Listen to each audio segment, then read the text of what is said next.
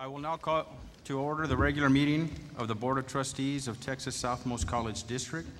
Trustees present tonight are Dr. Roberto Robles, Ms. Adela Garza, Dr. Robert Lozano, Mr. Rene Torres, Mr. David Oliveira, Mr. Trey Mendez. Absent is Dr. Juliet V. Garcia.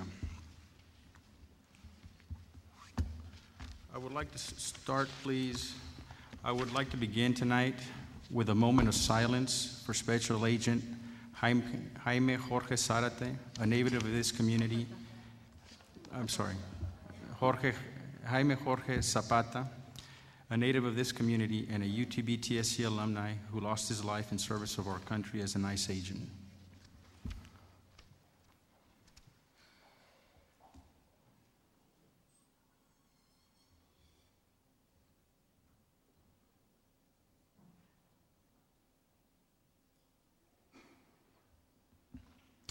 Thank you. Number one on announcements. First, I would like to read to you the Texas Southmost College mission. Texas Southmost College is a comprehensive open admissions public college whose mission comports to the state statutes Chapter A, Section 130. Texas Southmost College offers programs leading to certificates of completion and associate's degrees, developmental education, to prepare students for college-level work, occupational and technical programs, to prepare students for immediate employment, academic courses of study, to develop the core skills, understanding, and knowledge appropriate for baccalaureate programs, and continued education, counseling, guidance, adult literacy, and personal enrichment. Texas Southmost College advances economic and social development, enhances the quality of life, encourages respect for the environment, cultivates personal enrichment, and expands knowledge and service to its community. It convenes the cultures of its community and fosters the appreciation for the unique heritage of the Lower Rio Grande Valley. It provides academic leadership in intellectual, social, cultural, economic life of the region it serves. Texas Southmost College places excellence in teaching and learning at the core of its commitment. It seeks to help students at all levels develop the skills which will sustain lifelong learning while respecting the dignity of each learner and the needs of the entire community. Texas Southmost College is a community college committed to excellence. It is dedicated to stewardship, integrity, service, openness, accessibility, efficiency, and citizenship. The college is committed to students, participatory governance, liberal education, and the expansion and application of knowledge, human dignity, and conveying of culture and respect of our environment. Item number one, announcements. Do we have any announcements? No announcements. Item number two, we have speakers to agenda items and public discussion. I will now call speakers 1 through 10 to the stage, please.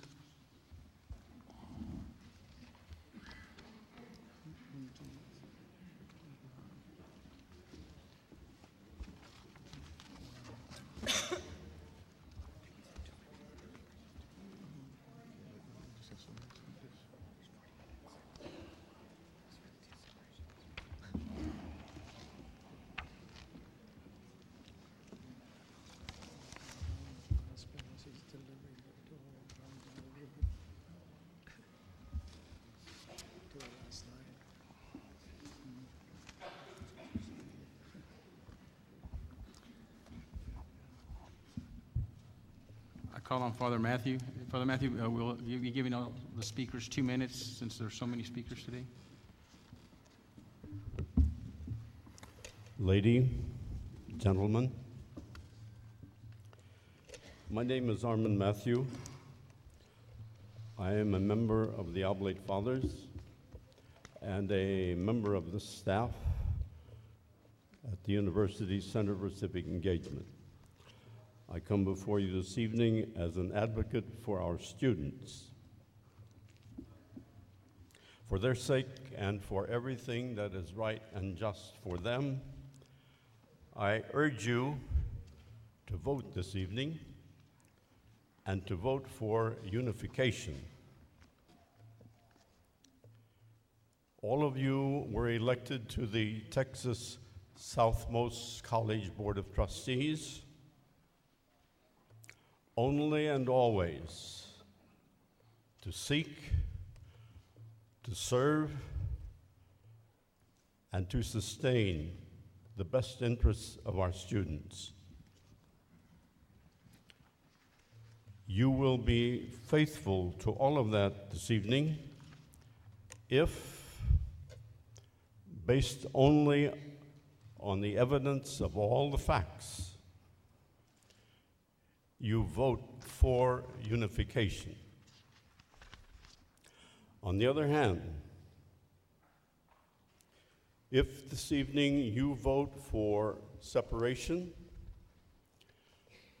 or you decide to not vote at all, you will be betraying all of that. And our students,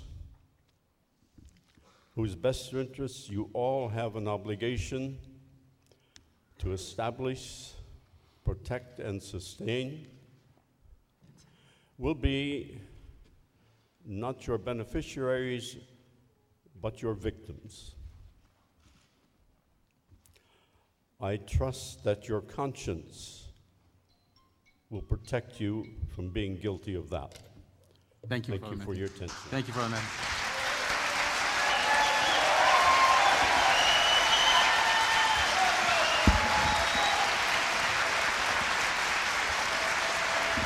Thank you.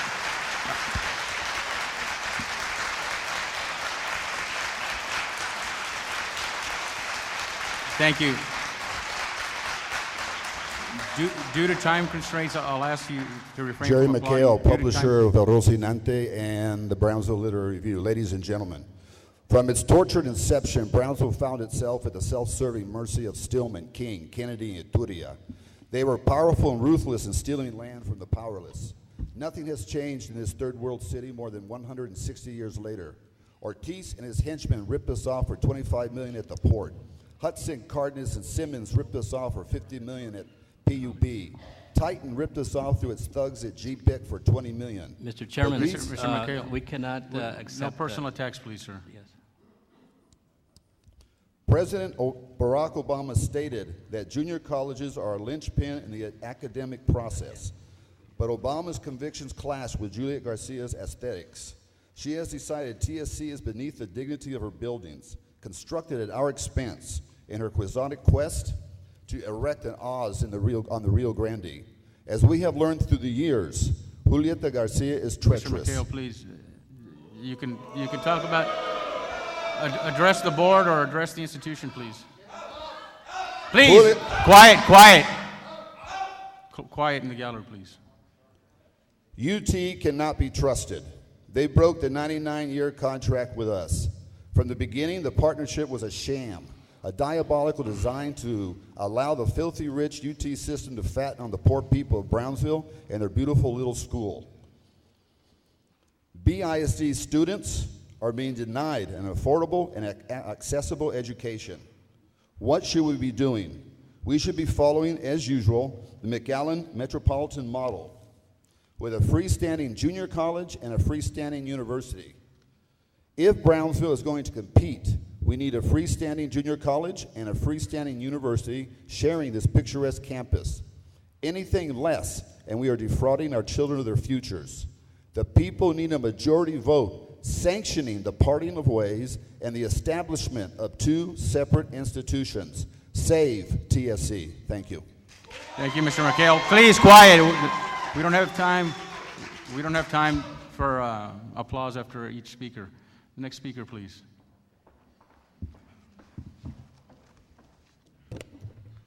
Good afternoon. I am Diane Brumley, Professor of Music Education and very proud Director of the UTB TSC Master Chorale. I am here today to speak in support of unification of UTB and TSE into a single entity.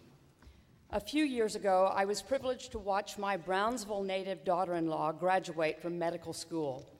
Before she could begin her journey to save lives, she took an oath that said, first, do no harm. I, as an educator, and you, as a decision-making board of an educational institution, are in the business of not only educating, we are in the business of changing lives, and I believe in many instances in the business of saving lives.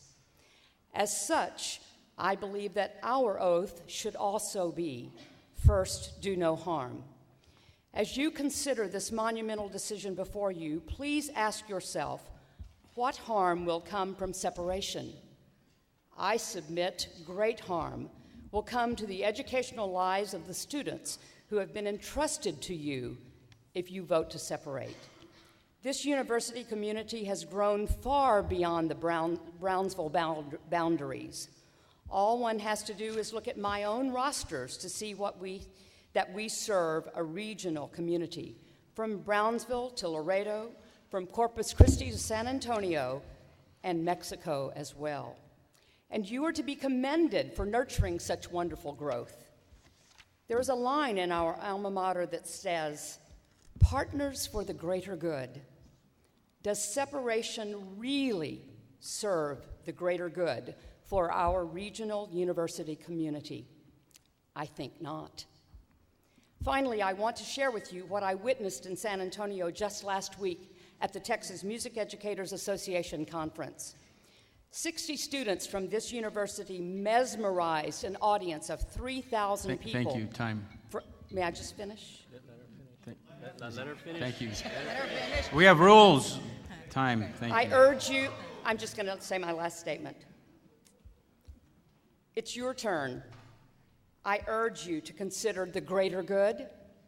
I urge you to do no harm. I urge you to vote for unification. It is the right thing to do. Thank you. Please, no applause. We're limited on time, please. We have a lot of speakers tonight. Hello, my name is Jolie Rubio. I'm a graduate student here at the university, and we've come a long way in 4 years.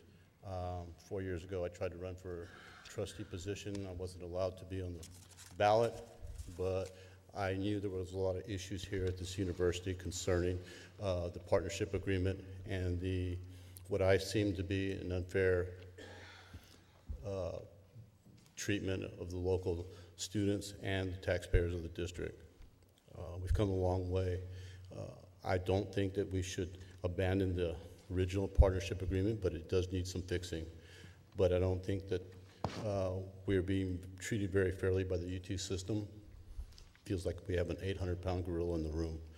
They seem to be dictating the terms, and you're being left with very few options. It doesn't seem like negotiations are part of the picture.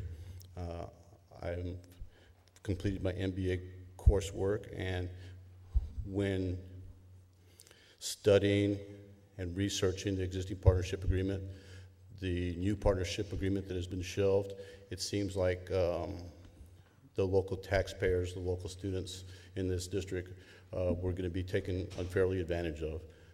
I'm glad we finally got to this position where you all are getting a chance to actually negotiate and represent the best interest of the TSC district. It's been a long time coming.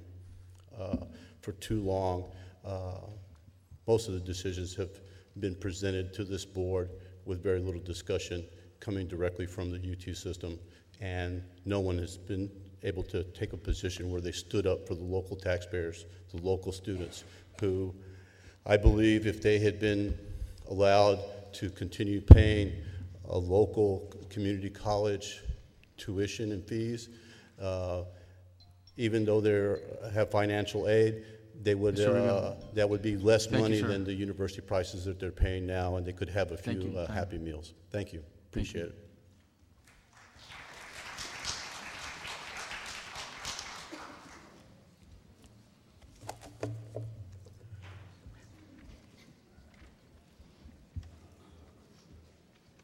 You can pass it up. You can pass it.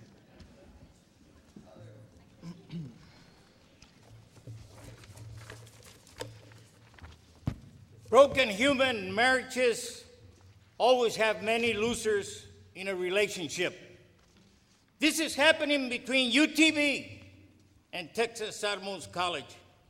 The marriage commenced way back in 1991, and it was extended for 99 years. It was a very innovative idea, and it functioned smoothly for both partners all these years. The University of Texas is a powerhouse in the field of education. The university has oil and gas reserves. That money belongs to the people of Texas, we Texans. The university PUF, which is the Permanent University Fund, is a multi-million-dollar source of income from oil and gas, set up by the legislature. This ill-conceived idea of dissolving this partnership is painful and harmful to us Texans. We cannot afford to pay more taxes. We've had it, brothers. During these depressed economic times, Texas Southmost College would be hindered by lack of independence accreditation. Reaccreditation at junior college would take many years. The joint marriage is a unique hybrid of a four-year university and a junior college. It's a good deal for all of us. So where's the beef? We can't let go of Sugar Daddy, UTB. Otherwise, our taxes will increase. Our communities are financially strapped, brothers and sisters. Financial support is needed from Brownsville, Austin. In the future, Dr. Chancellor Thank you, Mr. Barrera. Cigarroa promised Thank you, sir. that no more taxes from us. Thank Thank you, you sir. very much. Thank you. Please, no applause. Please hold your applause till the end. We've got a lot of speakers. Next speaker, please. Next speaker, please. Please hold your applause till the end. Y aquí está otro. Honorable Board of Trustees, ladies and gentlemen, my name is Ernesto de Leon. I've served as a public servant here in the city of Brownsville several times, statewide candidate for Commissioner of Agriculture for the state of Texas. And I'm here today to ask questions as to what is going to happen to our property here at TSC. I'm not familiar as to what is going to happen to our assets here. Are we just going to give them away? I don't believe in scare tactics. I don't believe that Texas University is the only university in town in the state that can be interested in what we have here in our community. We were asked, if I can remember correctly, when they needed bodies, people to stack their percentage of minority groups, they came to us here many years ago and used us for the minority groups that we had here. Now, I understand that if we don't sign up and use them, we're going to be outside looking in. I don't believe so. I believe that there are other universities around that might pick up the totem pole, and I don't think Texas University is going to back away. So I wish I were better informed as to what is happening here, but I do not want to give our tax assets away that we, for many, many years, been contributing, and now we have. And by the way, this gentleman that just walked away, he's a Republican. I'm a true Democrat.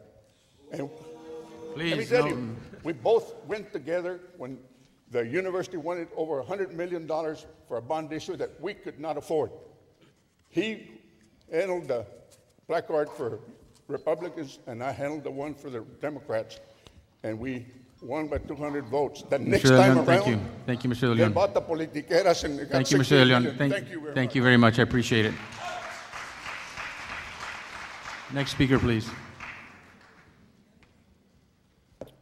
Good afternoon, ladies and gentlemen. My name is Alan Brumley. I am from Harlingen. More importantly, I am the father of a 2003 UTB TSC graduate. His name is Reagan Brumley, and he resides in Dallas. With his permission and encouragement, I am here to express both his and my support for unification.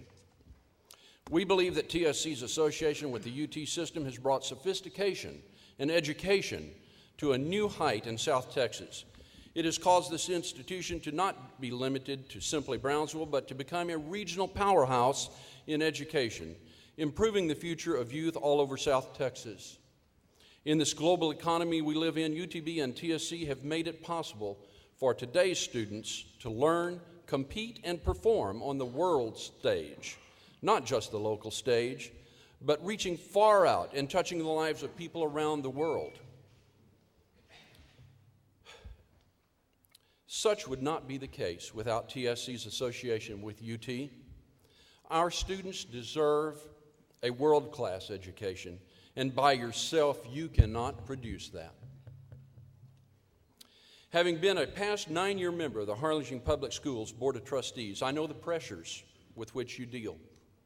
They are great and they are far-reaching. What I learned in those 9 years was to always measure my decisions by one guide. Is this what is best for our students? I implore you to use that same measure and to find a way to put yourself into a win-win situation. If you choose separation, you take from a very large portion of current and future students. That never works out, ladies and gentlemen. And if you do that, you take yourselves from that win-win situation and you put yourselves into a much weaker position indeed. In fact, your position will be so weak that it will bring immediate and long-term ridicule. Thank you, Mr. Brumley. And Thank you, that sir. ridicule will be relentless. Put aside your Mr. Brumley, politics, time. Thank you, sir. put aside your egos, and put Sir, aside time. your personal agendas. Thank you, sir. I request the strongest way that you pass unification. Thank you, sir. Next speaker, please.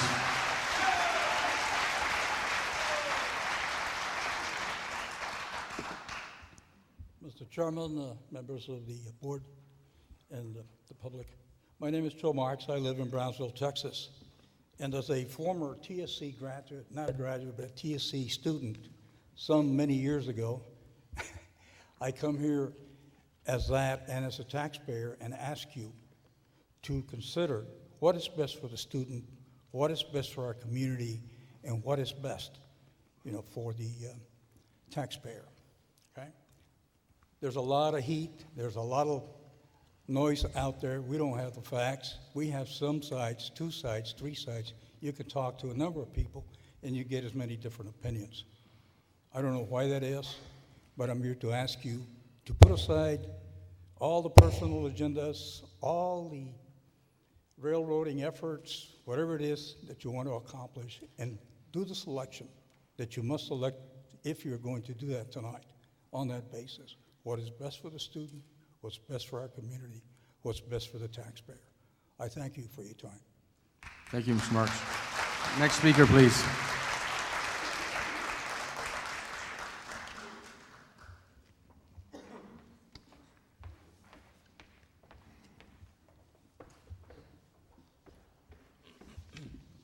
Thank you.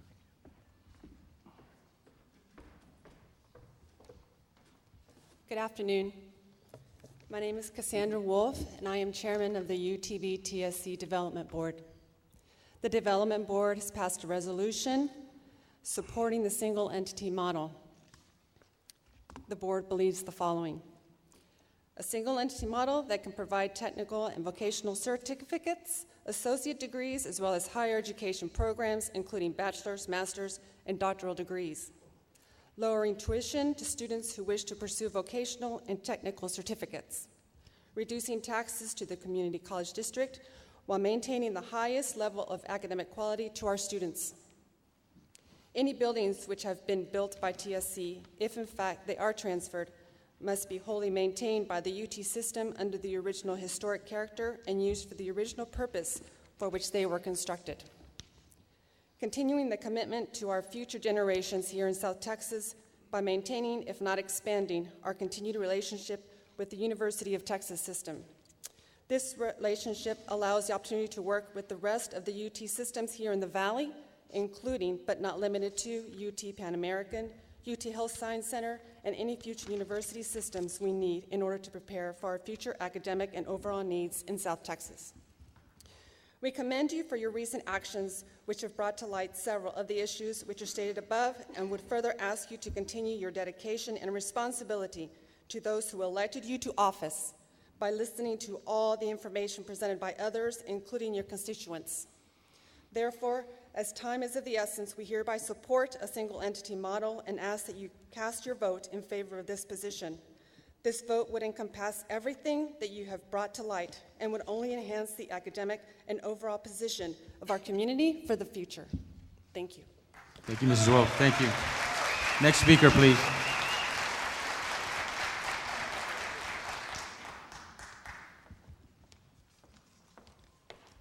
My greetings to the trustees.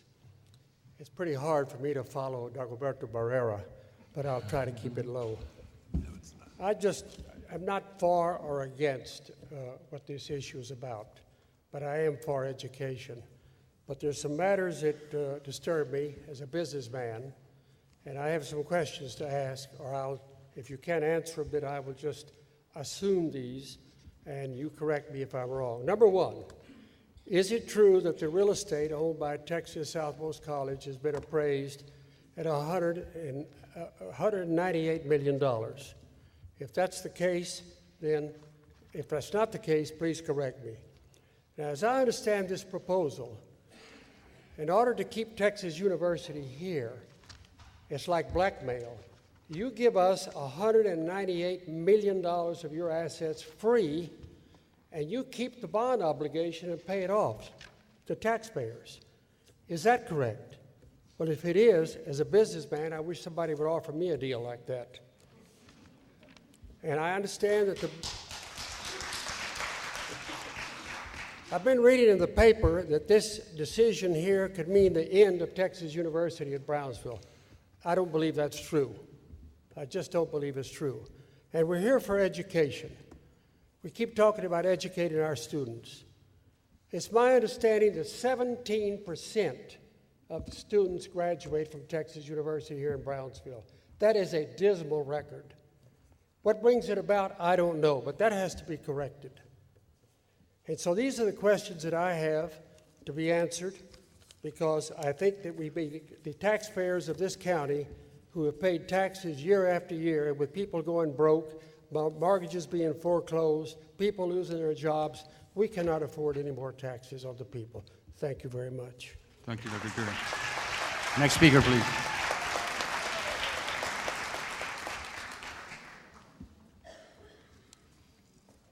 Muy buenas noches. Good afternoon. My name is Jorge Munoz. I serve as a student elected president, Government Body Association. Our kind of nervous. Our recognized Constitution. Speeches don't work well for me. Our Constitution that we currently have states that I serve as the official voice for the student body and for the official voice of the student organization. With that power on my shoulders today, and with the backing of many of my colleagues, I'm here today to speak to the Board of Trustees. You have two options. Option number one that's on the table is to vote for the separation of two institutions, UTB and TSC. Option number two is, and I'm going to quote some of the parts that Dr. Figueroa wrote in his letter. A single institution whereby the college becomes an important part of the University of Texas at Brownsville, with only one governing body, with the notion that both the college and university's mission will continue to move forward. However, there is a third option that the board has, and that is the refusal of their vote. However, if they table the vote, if they table this matter, or they refuse to vote, this and the continuing of inactions of the matter will only hurt the students. We, the students, have voted and have come to the conclusion that it is in the best interest for both boards, but most importantly for the students that we represent, that this Texas Southmost College Board of Trustees select, choose, but most importantly, vote for the unification of the two academic institutions where we become a single entity. No applause, please. Let him. No applause, please. Therefore, assuring the betterment, the future betterment of this community and its citizen, I really don't know how Thank you, else Mr. to Munoz. put it for this Time. board. Thank you, sir. Thank you. Next speaker, please. No applause, please.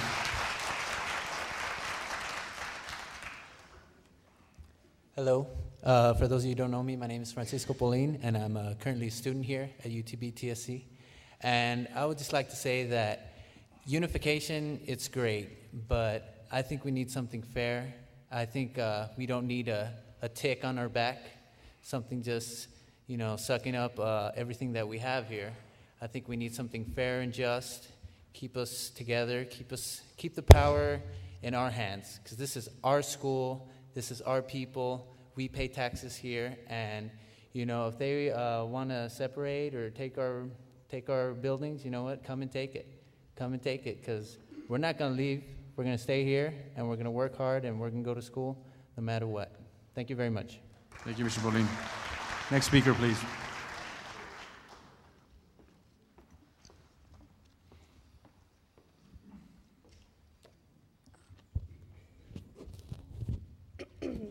Mr. Chairman, before my time starts, I just wanted to point out that the information that I'm going to speak is already on your binders.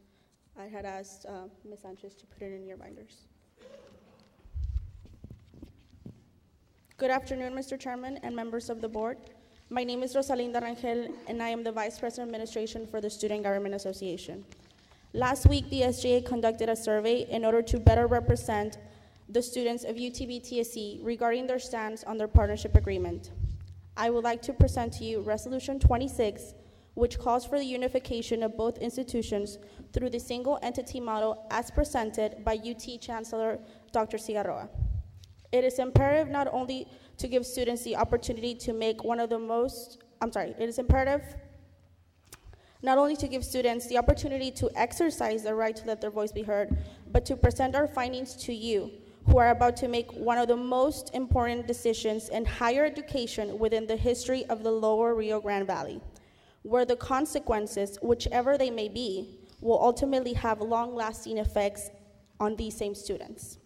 I come before you not only as a representative of SGA, but as a graduate student of UTB-TSC. Leaving aside my formal duties, I personally ask that Mr. Chairman and the members of this board take into consideration all sides in order to make a truly informed decision. I ask that you not only remember your fiduciary responsibility to the taxpayers, but your real responsibility to the students of this institution, who in search of accessible opportunities for a better education and professional development have given way to TSC and now UTB-TSC. The notion of blame, entitlement, power, and loyalty are all short-lived vanities that should not take precedence over realistic, long-term educational needs of the Valley. Be cognizant of your decision, for it will always be remembered. Thank you. Thank you. Next speaker, please.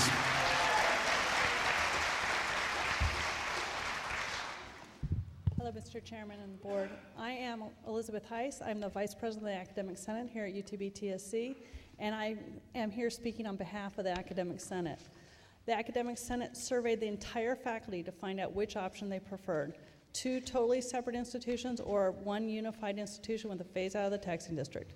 We received 186 responses, and of those, 64% prefer a united institution with a phase out of the taxing districts.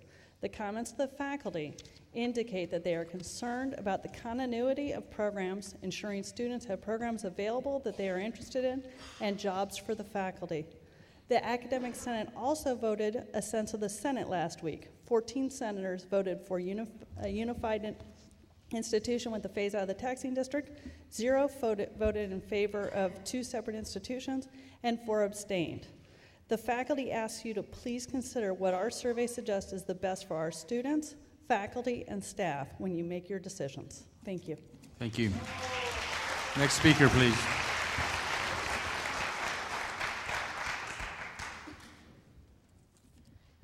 Hello, Christina Cabrera, Senior Music Education Major for Unification. My instructor, Diane Bromley, has a saying for his students at the UTB-TSC Master Chorale. Don't forget who you are, where you are from, and what you represent. I'm Christina Cabrera from Laredo, Texas, and I don't come just as a concerned community member, but first and foremost as a student attending this fine establishment. Board of Trustees, several of you have been quoted through the UTB TSC website that you believe in representing the tax district and the students to the best of your ability. You understood the importance and urgency it was to build a proper music teaching facility for students, and I thank you. But above all, you stated that the students come first. If you take away our buildings, I'm afraid we have been misguided and overlooked, because a student without his or her foundation has nothing. Before you make your decision, let me inform you that these buildings, Eidman Hall, Music Building, and the Fine Arts, are homes to more than 200 students who spend 8 a.m. to midnight studying, practicing, and performing there. Board of Trustees, you are in a position of power not to deny us, but to protect our right to use facilities designed for our needs. I implore you, if you ask yourself who you are, where you come from, and what you represent, you'll find these answers. Leaders, Brownsville natives to seek better for their home, and us, the students, for unification. Thank you. Next speaker, please. Next speaker, please.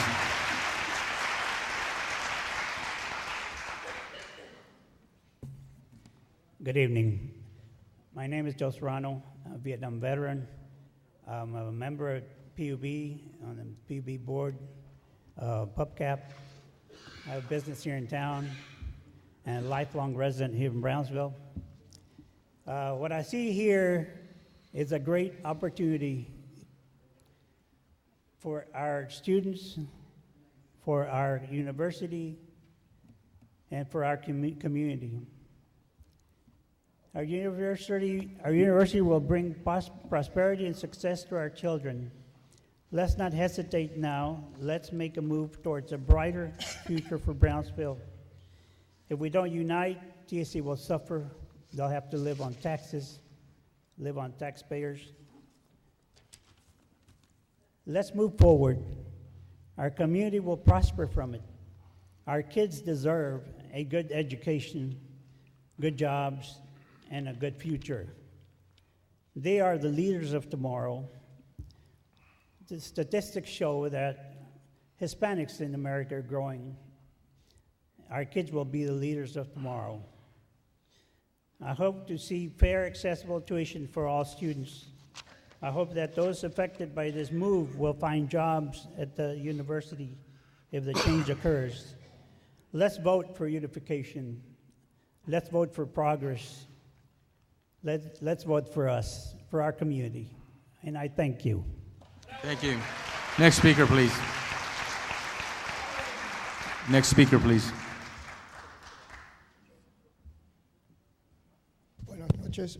Mi nombre es Humberto Castro y resido en 850 Sunshine Road. Soy maestro en ciencias. Hace 20 años festejamos con alegría y con entusiasmo la unión de Southmost College con UT. Era necesario y se convirtió en realidad. Hasta hoy día seguimos dándole las gracias a las personas que con tanta dedicación lograron esta realidad. Les voy a dar un ejemplo práctico de lo que ha pasado con todos los padres de familia en esta región. Yo tengo 3 hijos.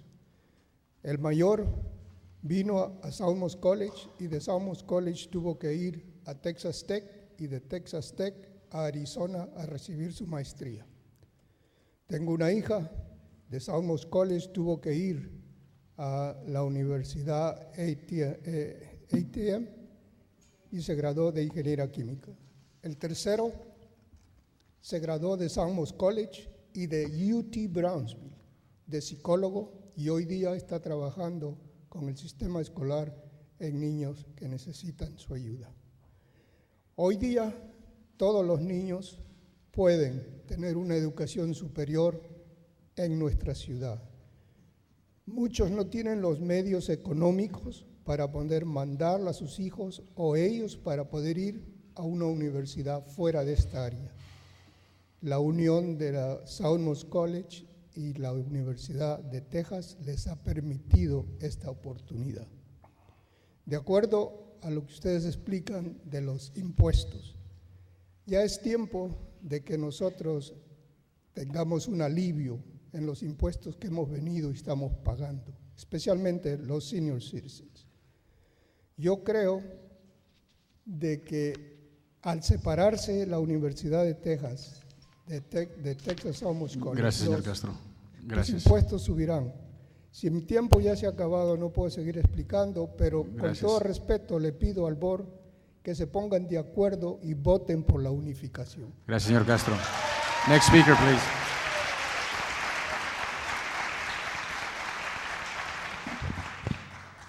Good evening, Mr. Chairman and members.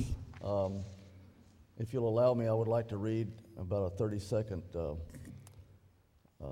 testimonial from Dr. Carlos Marin, who got detained in McAllen. He's on his way back, in addition to my own comments. Good evening, Mr. Chairman, members of the board. My name is Carlos Marin. I'm here to respectfully ask your support for the unification model. I don't pretend to understand all of the details of the admittedly complicated calculus of the decision facing you today. But to me, the most compelling argument is the community getting back immediately a 2/3 reduction in property taxes, while at the same time maintaining the community college mission with open admissions at lower tuition rates. That's around $200 million in aggregate income to our community, plus the community college mission, plus open admissions, plus lower community college tuition rates. It's an excellent outcome for our community as a direct result of this board's leadership. Perhaps not the best outcome, but it is definitely the preferred outcome in terms of the potentially riskier alternative. Again, I respectfully urge you to support the unification model. Thank you for your leadership, your time, and consideration. Carlos Marin. Thank you. Mr. Chairman and members of the board, I join the thousands of citizens and students who voice strong concerns for the future of higher education in our region. I believe we must all understand that we now live in a challenging world with scarce financial resources. We must pool our resources to be more efficient and effective and sustain the continued improvement of higher education. Most communities would give their right arm to have the UT unification proposal for their community. My father was an original founding board member of TSC, and I can tell you that he would be speaking here tonight for unification were he alive. The bottom line is that unification makes more sense than separation into two entities. Unification provides the best solution for our students, present and future. It protects the mission of the community university with open admissions, a higher level of education, better funding for operation and improvement of buildings and curriculum, and saves millions in taxes, among other advantages. You are facing an historic challenge this evening. We urge you to vote for unification. Help our community be remembered as an economically poor but strong community that took higher ed to the next level with UT system, not the community that had that chance and let it slip from its grasp. Let's get this deal done, and let's get it done today. No unintentional consequences. Thank you, Mr. Rushworth. Thank you. Next speaker, please.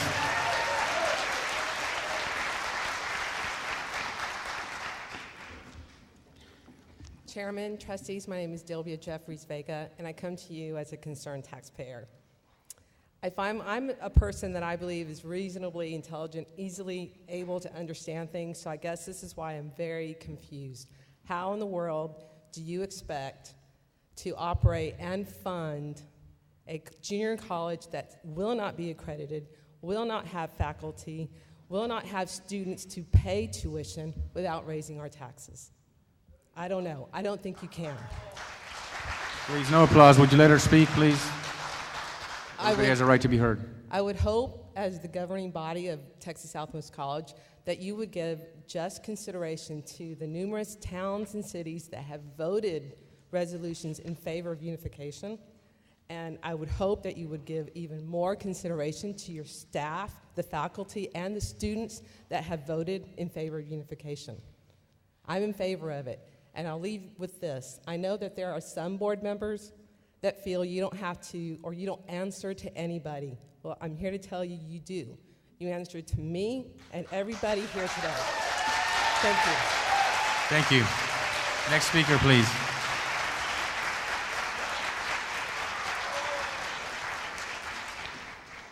Mr. Chairman, my name is Ignacio Garza, and I'm here just as a concerned member of the community of Brownsville. the other day, last Thursday, a week ago today, I was at a meeting in Dallas, and there at that meeting, chairing it was Herb Kelleher, the founder of Southwest Airlines.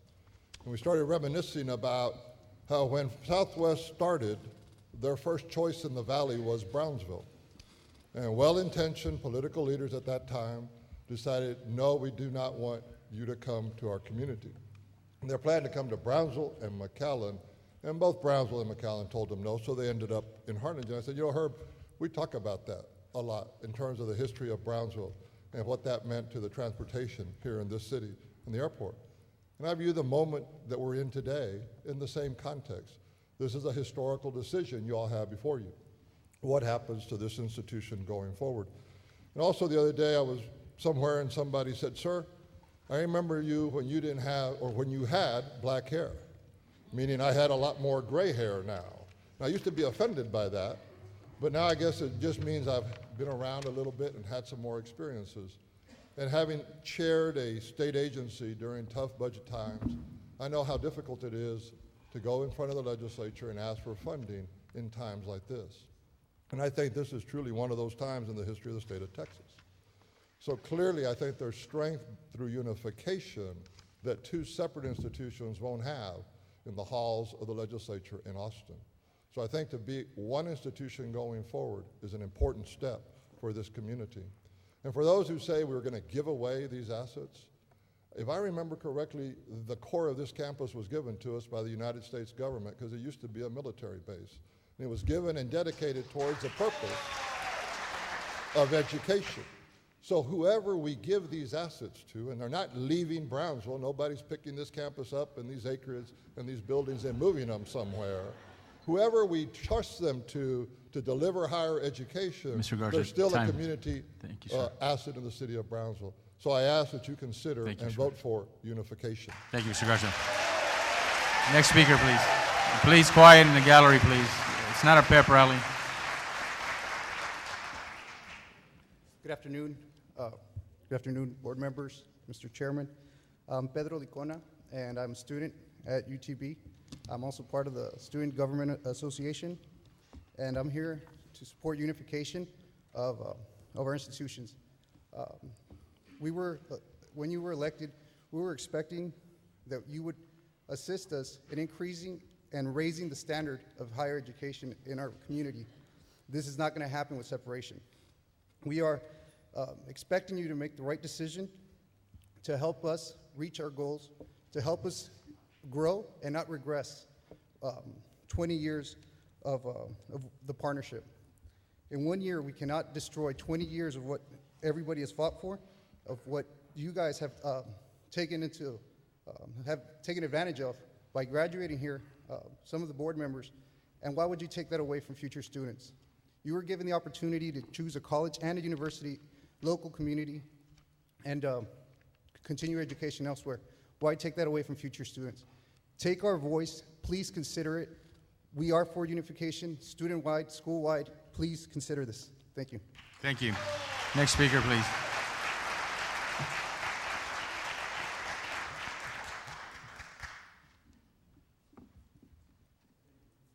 Good evening, Board of Trustees, ladies and gentlemen. My name is Roberto Valencia. I'm a father of 2 kids that is about to go into college. It's a very hard decision for you to make. On every divorce, there's always something to lose, and every time is the kids. So think about that divorce.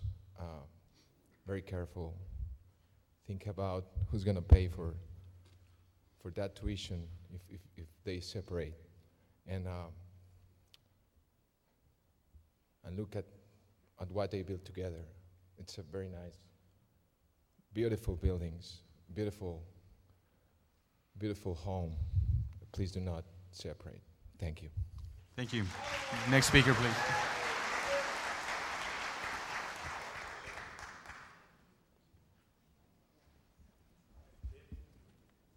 Mr. Chairman, my name's Jim Tipton. Thank you for giving me the opportunity to present my views this evening on this important topic. I come today as a taxpayer and therefore a shareholder in all the outcomes of this process. As a taxpayer, I do not support any arrangement that will raise taxes across the board to all property owners within the district.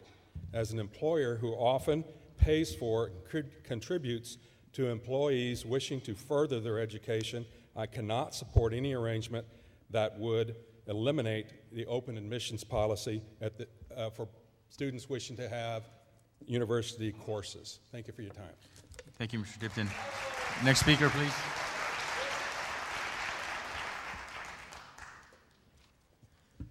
Ladies and gentlemen, good evening. My name is Alfonso Michael Gonzalez. I'm a senior music education major and a member of the University of Texas at Brownsville Master Chorale, and I am for the unification of UTB and TSC. I come to you tonight as a concerned student. As a music student, the separation of UTB-TSC would affect us greatly since our facilities would be separated. For many of us from Brownsville and the Rio Grande Valley, Eidman Hall and the Art Center are home away from home. I know that fellow students from Laredo, Puebla, and even Matamoros call this university home. It is because of the music department's priority of student success and efforts from faculty and students that we have achieved success.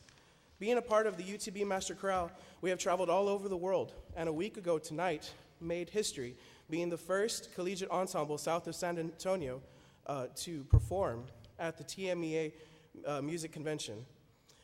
These facilities have contributed to our success. They motivate and inspire us. We have made history together, and I urge it to stay the same. Partners for the greater good, UTB and TSC. Thank you, Mr. Gonzalez. Next speaker, please. Quiet, please. Next speaker, please.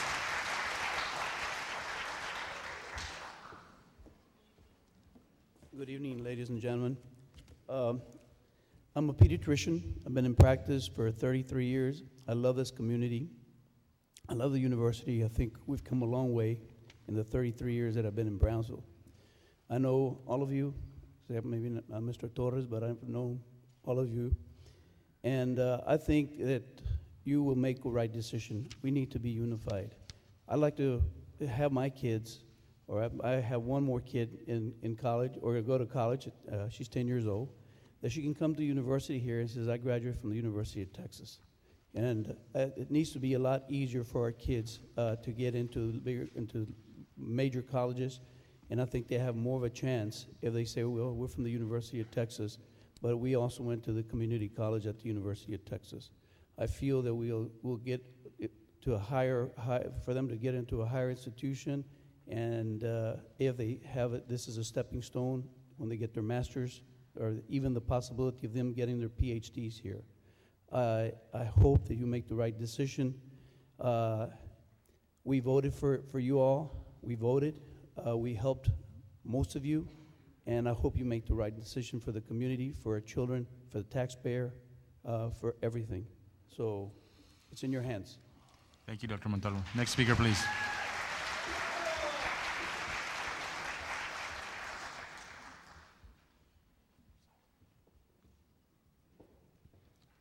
Good evening.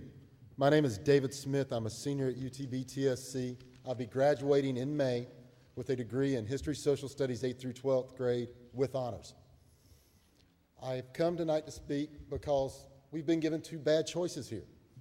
Separation in and of itself is a non-starter. Anybody who's taken a class in economics can look at that and see. You'll have a 2-year university that taxpayers cannot support, and you'll have a 4-year university that students can't afford to come to. That option is not even a starter. Unification, as a board, y'all cannot vote for it. You have a judicial responsibility to the taxpayers who elected you. You cannot give away $198 million worth of taxpayer assets for nothing. Unification is the better idea. However, there must be a caveat with it. If we do unify, the University of Texas Board of Regents must accept all public debt that this university has, all our bond obligations and everything else. Any member of this board who would even advocate giving away this should resign because they have violated the public responsibility that they were elected to. Thank you very much. Thank you, Mr. Smith. Thank you.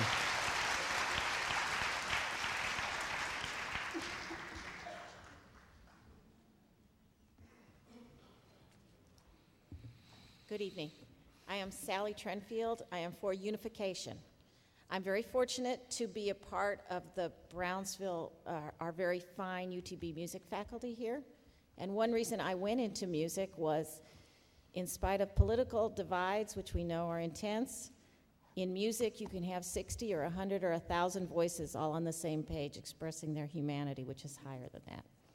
I moved to the Valley, to Brownsville, more than 25 years ago when the public schools ran a campaign like the beach, come and teach. Well, I liked much more than the beach. I fell in love with the people and the community.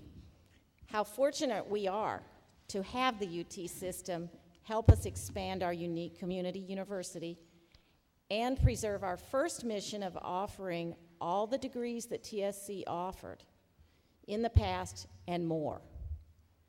If we vote for unification, our taxes are lowered, our bureaucracy is simplified, but our history will be preserved. We know who we are, and we know where we need to go in the 21st century. Please vote for unification. Thank you. Thank you. Next speaker, please.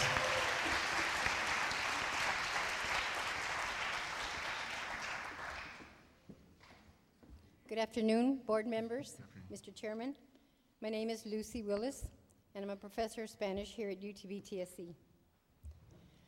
My sole comment is to remind you that none of you were elected to destroy this institution.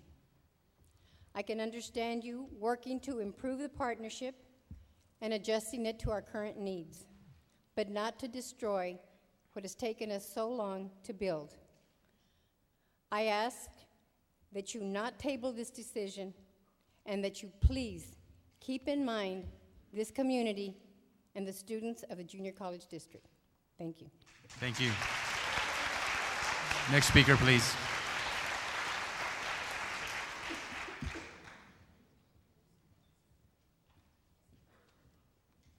Good afternoon, board members. My name is Enrique Melguizo, and I come here to request that you vote for unification, for the kids, for better economic development, for lower taxes. And once you do vote for unification, in Texas Southmost College, USO board are dissolved, then all of your bosses might vote for you to go to and become candidates to fix other boards that have to be fixed.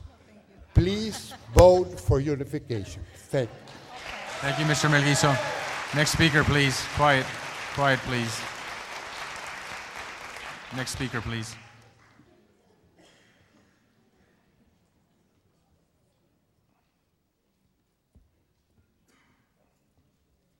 Good evening. My name is Donald Crow. My wife and I have been volunteers at the university for over 30 years. We've worked with Bravo Opera, with the music department. I'm an advisory member of the ABET Qualification Board for Engineering. And as part of this situation, we have become very much aware of how important UT has been to Texas Southmost College. Since I'm older than many of you here, I remember when TSC survived on Army surplus vehicles and barracks over here where when you were sitting in evening class, you had rats running around the room.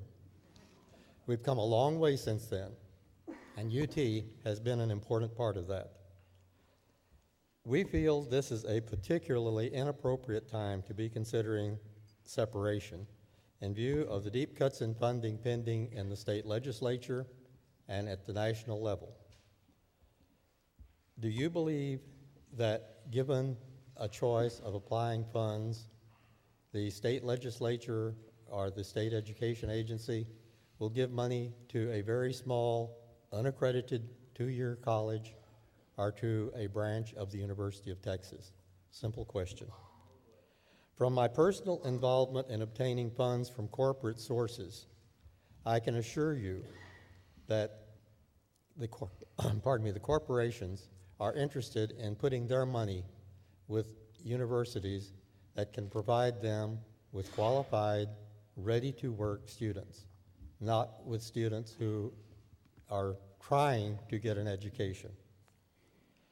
Because of the above issues, and you are certainly aware of many, many more, we sincerely urge you to act in a responsible manner this evening. Do not table, do not vote for separation. The time is past for us to think in a purely parochial manner and Thank you, Mr. start Crowe. thinking Time. of the future of the college. TSC has served its purpose. Let's let it retire gracefully. Thank you, Mr. Crowe. Next speaker, please.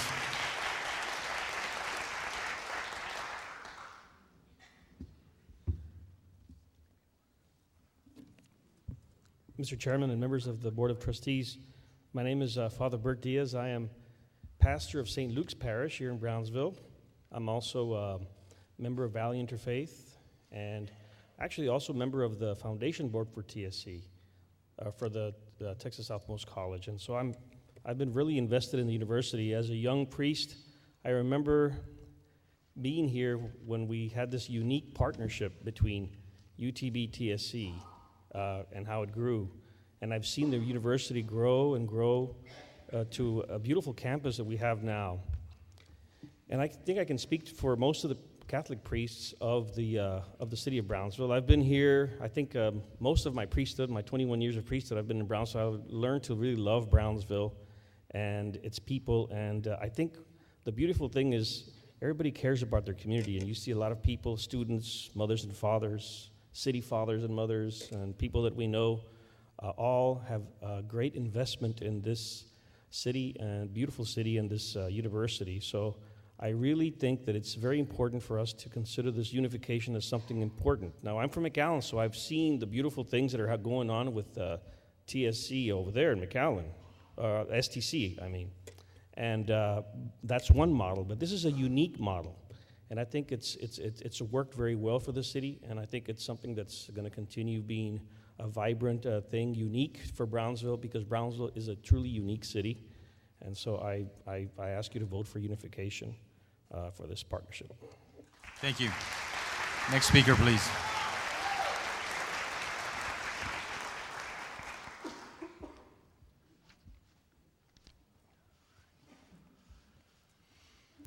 Good afternoon, board members.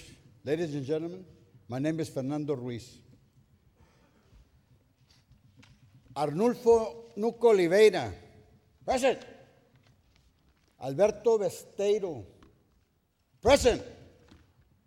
Julieta Garcia, present. Yes, you're present because I hold you in high esteem and in my memory as an alumnus of this university. This is my alma mater, and I have seen it grow. And everybody is quick to criticize.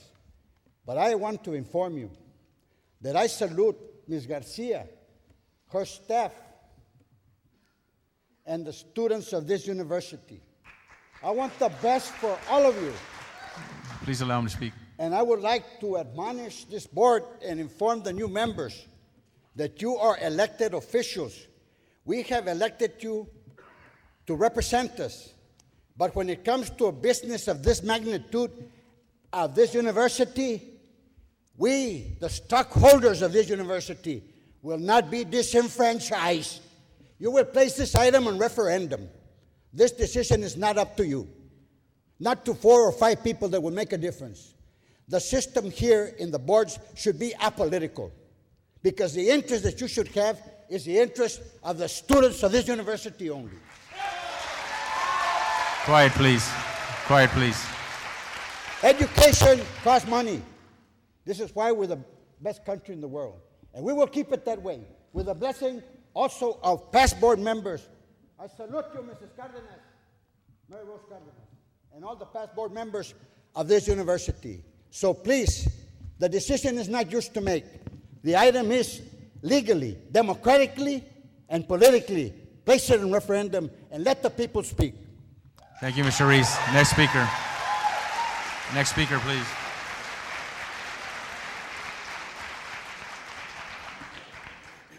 Good evening, members of the board.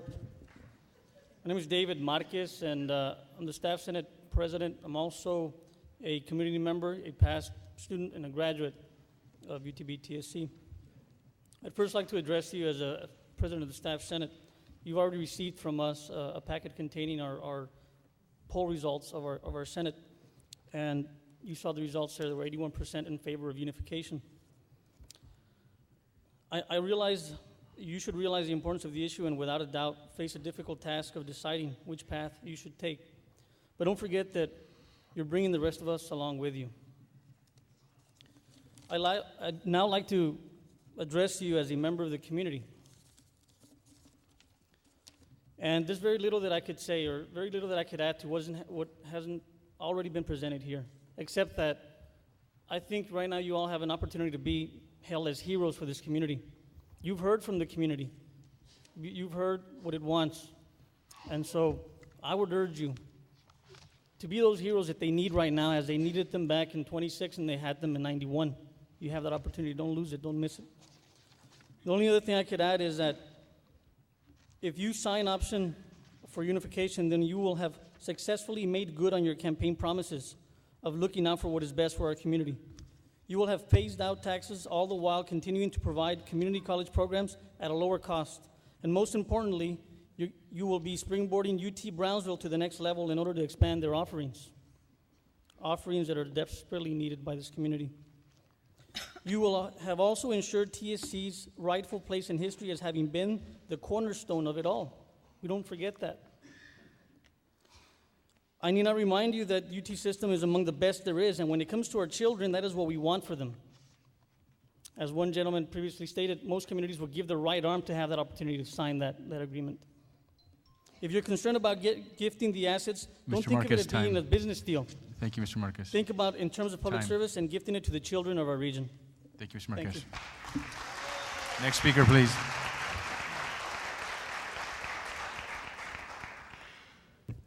Roberto Uresti, 1220 Calle Pluton. Taxpayer, are we all separated now, or are we unified? That is the question. And everyone in this audience, and you're hearing them, they want unification. Let's give it to them, not to me as a taxpayer, no. They're the ones. When I attended TSC in 1973, came from Vietnam, I didn't take no test. They just threw me in the classroom. Tuition was $112 for 12 hours. Books were $40. The reason I came, because the government gave me $100 to live. That's why I came to school. They told me I was stupid. They told me I couldn't make anything out of myself. 27 years as a teacher. Something happened. The next speaker, he knows me very well, Dr. Light. Tandy building had no air condition. We took classes in the afternoon. People fell asleep, but we still listened. Everybody was here, and we were happy. And you all already know what's going to happen if we don't unify this school. The tuition rates are getting out of control. Economic situations are bad for everyone. Taxpayers are hurting. I come from the Galaxia subdivision, and nobody knows what's going on here because they have to live day after day to survive. It's hard. I'm happy I get a little check. It's okay. I can survive. But can they survive? That is the question. Unify, unify, unify. Thank you. Thank you, Mr. Oresti. Next speaker, please.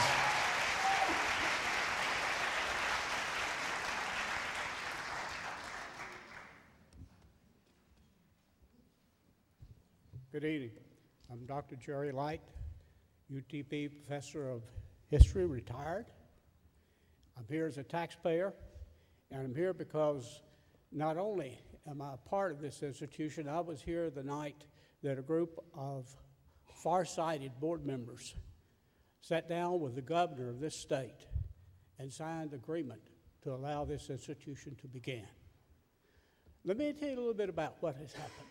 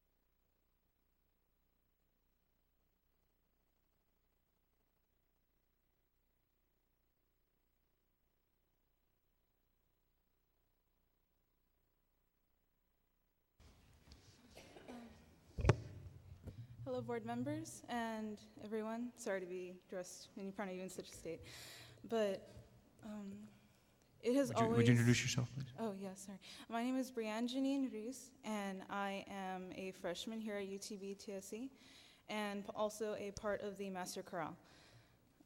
Ever since high school, it's been my dream to be a part of UTB TSC and the Master Chorale. Because of this chorale, I have chosen to come here to this college and university. But yesterday, everything changed for me.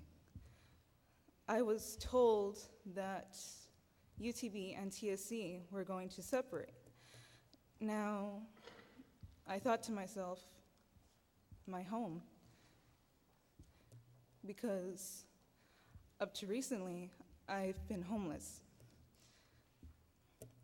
Now, living off soup kitchens, my grandmother's income, I found a home here at UTB TSC, and if they separate, I will not have a home because the Art Center and Eidman will be taken away from me. So I urge you, please do not separate. Thank you. Thank you, Brianne. Next speaker, please.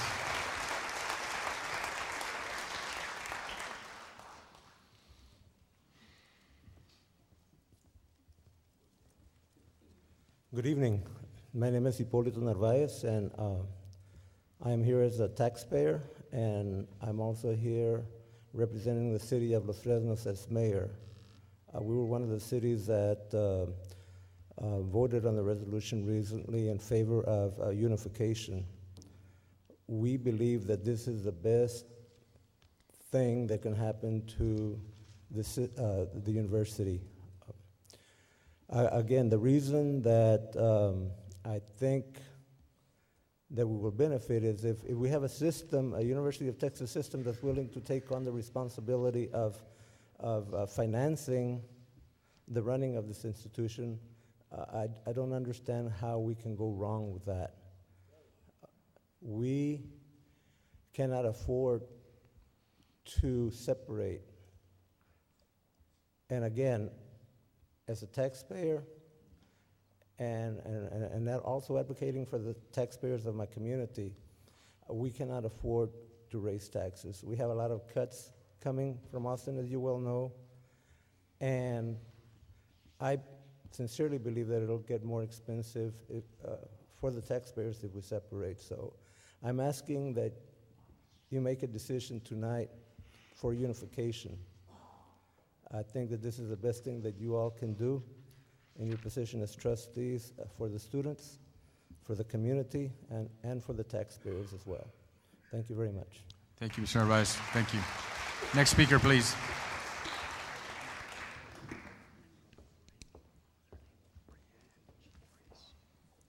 Good evening. My name is Jeff Rohrig. I'm an attorney here in Brownsville and a former educator here in Brownsville as well.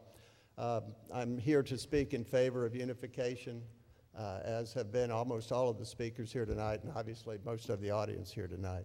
I think this is a very, very serious matter with potentially historic proportions. I think separation is a disaster that we have not yet begun to recognize fully all of the implications of trying to unscramble the eggs that has taken years to put together here. I want, since most of these points have been made already, I did want to talk for a second about fiduciary duty in relation to the ownership of property here at the college. Some of the speakers here have missed the fundamental difference between private property and public property. This property here does not belong to any individual. The property here belongs to the public, and this board is a trustee here for the public. Transferring that property to another public entity to administer it for the same citizens is no sort of a breach of any fiduciary duty. Rather, your fiduciary duty is to use and manage that property for the best interests of everybody in Brownsville, and that, with this property, is for the education of children. The property will continue to be used that way, but you'll have a hopeless mismatch of a building here, a building there, who owns this, who owns that, who can go here, who can go there. These buildings were designed to act as a unit. and now it's going to be divided into 2 units. It won't work.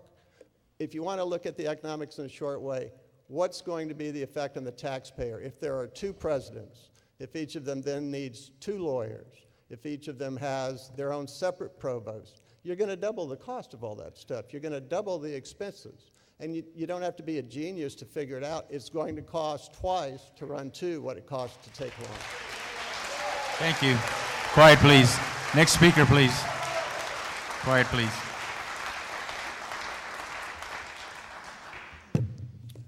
Hello, my name is Nancy Torres, and I'm a student, a music major. I play double bass in the string ensembles as well as piano.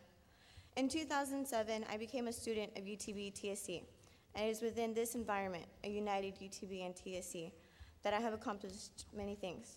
Teaching with the Music Academy that is associated with UTB TSC, I and others like myself have taught the children of our administrators, faculty, staff, students, and community members. Teaching in buildings, 2 of which are owned by TSC. I've had opportunities with leadership roles because of UTB TSC, and I have had many performance opportunities, again, because of UTB TSC. There are several students here in the audience who can testify to the impact of a powerful performance. Performances that take place on this very stage, also property of TSC. Performances that take place in conventions that put UTB TSC on the map across the nation. Performances that have represented Brownsville UTB TSC in Italy and Rome, in the Vatican. As I mentioned earlier, I entered this institution as a freshman. However, because of UTB TSC, I stand before you on behalf of my peers, students at this institution, and I urge you to vote unification. Do not forget the responsibilities that you have to the students and for the students.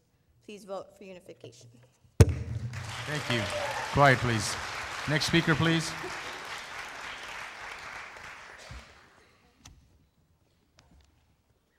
Mr. Chair, trustees, my name is Eduardo Roberto Rodriguez, and I'm a citizen of Brownsville.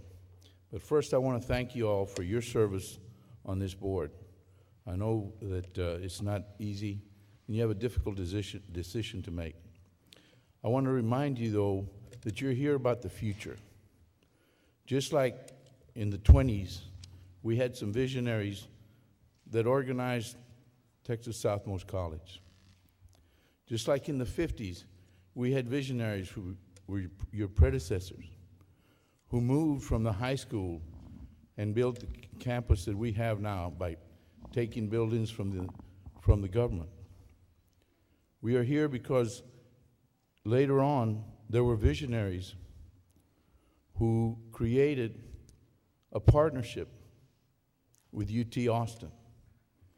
We are here because some of your predecessors were visionaries and hired a great president, great faculty, and great staff that in the last 20 years, since the creation of the partnership, have created a Class I university. When I first came here to Brownsville, I taught at Texas Southmost College. I taught at San Benito.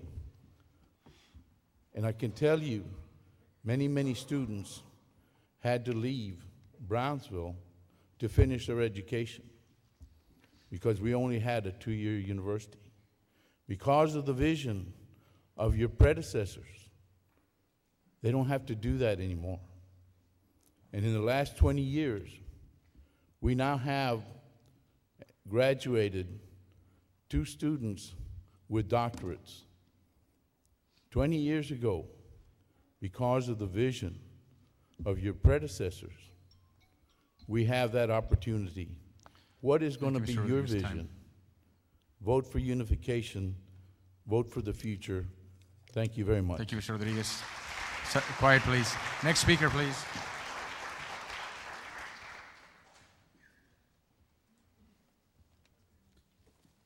Good evening, Chairman Rendon, Board of Trustees, David Oliveira de la Garza, Dr. Roberto Robles, Trey Mendez, Dr. Roberto Lozano, and Rene Torres. I come in peace. I don't know how you're feeling. Hope you're doing good. I'm glad to see some smiles. It's been a tough evening, right? And like Albert Einstein once said to the scientific community, all matter is made of energy. And so tonight, what has been the energy of this evening? What has been the collective consciousness of everybody here? It has been a positive consciousness for unification, if you all have felt it. So we need to smile, and I have a dream that the vote will be 7-0 for unification. Quiet, please. And we have to celebrate as a community. I grew up in Laredo, and I grew up in the barrio de la Azteca, and everything where I went was fighting. I fought every single day of my life till I got to junior college in Laredo Junior College, and they gave me an opportunity. But at that time, there was not really any high-level education in Laredo. I had to go to UT Austin, and I did it in UT Austin. Think about this. Will the next UT chancellor come from Brownsville, Texas? That's a possibility. There's one from Laredo. So let us be together. Let us be unified in the traditional meaning of word as far as energy. Separation is negative. Unification is positive. Let's be positive about this. Let's work together. Let's all be one community, and let's do it together. Let's not do it separately. Thank you. Amen. Thank you, Mr. Farias. Quiet, please. Next speaker.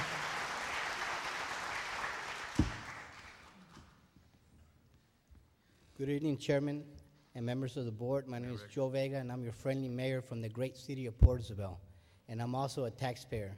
And I'm here to let you know that the city of Port Isabel unanimously passed a resolution in favor of unification. And please, I ask you to do the right thing for our university, our students, and our taxpayers. Please vote for unification. Thank you. Thank you, Mayor Vega. Quiet, please. Next speaker.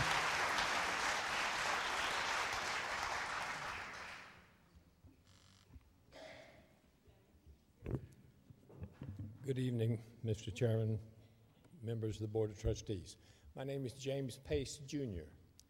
I'm here in part because of the vision of my father, who was the president of the Brownsville Junior College Combined Board with Brownsville Independent School District when all of this property was deeded by the government to the city of Brownsville and the university. If he had had the political clout, he would have had all of that land for the university, not just half of it to divide up with the city of Brownsville, which in subsequent years has been bought back from the city of Brownsville. I would like to speak. I've been in education one way or another for some 26 years. The last 16 years of my life, I've been a teacher, mainly at Rivera High School in the school district here. And the most emotional experience that you can have as a teacher, other than a returning student who's made it successfully at a university, is to go to the graduation ceremonies at Sam's Memorial Stadium, where half of the grandstand will be filled with parents and family members.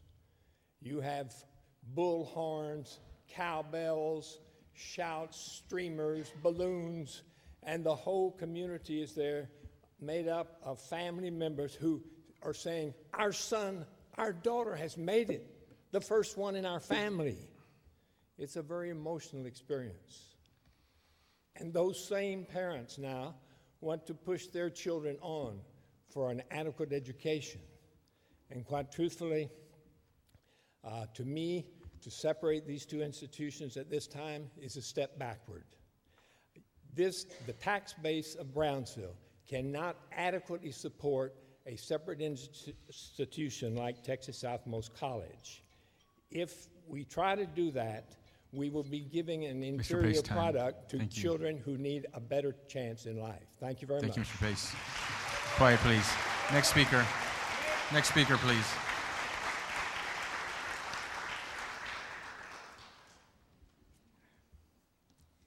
Good evening, Mr. Chairman, trustees.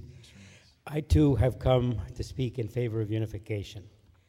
I am Domingo Gonzalez, and I am on the board of the Raúl Aguirre School for Success, a charter school here in Brownsville.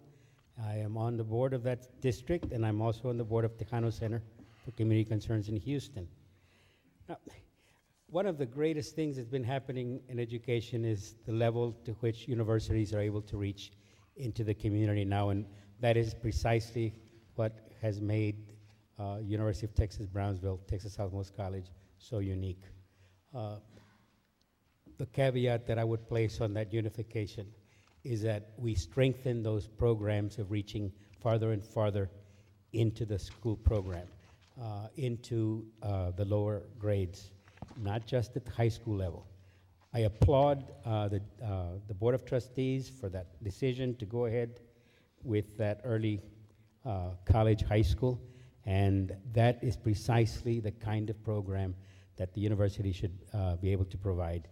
We have a great school district, a partnership with the full university of University of Texas Brownsville is what's going to strengthen our whole system. I am a product of this, both Port Isabel and Brownsville schools, and I am a graduate of Texas Southmost College, and I also don't want you to allow anyone to come with a helicopter and take our buildings away. Okay. Thank you, Mr. Gonzalez. Next speaker, please.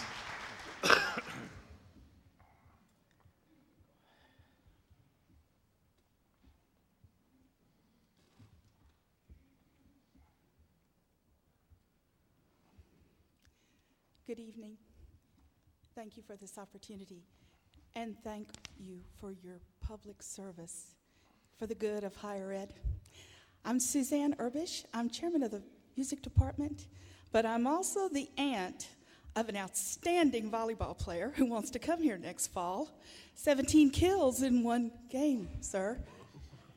Pretty impressive, right? Sign her up.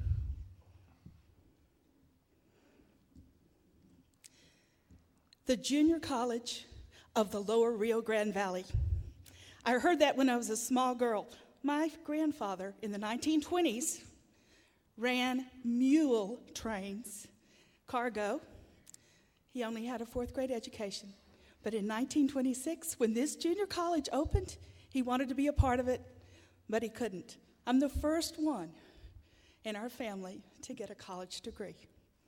1931, the name changes to Brownsville Community College, and we are still the first junior college in Texas. Very far thinking. Decommissioned Fort. State of Texas gets the land, says, hey, Brownsville, what do you want to do with it? BISD, who has been supporting the college all this time, says it's time for independence and also time for a civic center and a library. In 1971, we had great years, 50s and 60s of athletics. In 1971, we were the first ones to partner. UT Pan American, back then it was Pan American, the first. In 1991, the very first hybrid institution in the United States. In 1993, when I was at the University of Arizona, I actually did a whole paper on this outstanding achievement, the vision of this community. Higher education has always been paramount here in Brownsville, the poorest community. I challenge you to take this institution to the 21st century, to be the very first community university with certificate programs to doctoral programs. I see you, sir. Thank you so much. Please unify and vote for unification. Thank you. Thank you. Quiet, please. Next speaker, please. Quiet, please. Next speaker, please. Good evening, ladies and gentlemen. My name is Valerie Gomez. I come to you as a taxpayer and as an academic advisor for the College of Science, Math, and Technology here at the university. I deal with the people that you are talking about, that you affect every day, dozens of them. I have seen students for many, many years come from developmental to hardly thinking they had a chance to graduating with associates, bachelor's, master's, doctoral degrees. They have that opportunity because UTB came here. UTB partnered with us. Many of these students would have had no chance to go anywhere else because they either would not or could not leave the valley. They've had an opportunity here, and we still have this opportunity to grow, to become the future leaders of our community, to take care of us. I want to retire someday. I tell my students every day, please, grow up, get your education, come back, run this community so I can retire and know that it's taken care of. I urge you, please, vote for unification. Thank you very much. Thank you. Next speaker, please.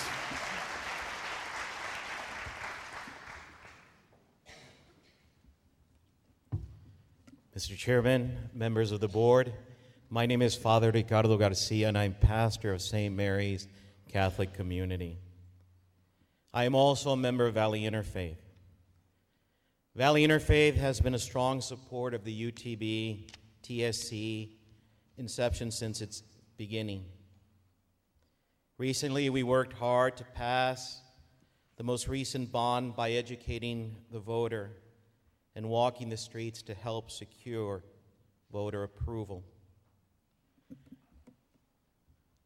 I've been in Brownsville 4 years. I grew up and graduated from Edinburgh High School. I mention that because the last time I was in Edinburgh, the University of Texas Pan American was located in Edinburgh, not as we were erroneously misled in McAllen. The McAllen tax base does not support 2 institutions, but rather just a 2-year community college that does not award 4-year degrees or postgraduate degrees. One of the questions that the members of Valley Interfaith have been asking themselves is very simple. Who benefits and who will pay? If this split happens, our taxes will go up. If this split happens, TSC will begin the long journey to accreditation. We'll need to hire and search for administration and staff. Our students will now need to travel long distances to get a 4-year and postgraduate degrees. The way we see it is that nobody benefits, yet everyone pays. Thank you. Next speaker, please.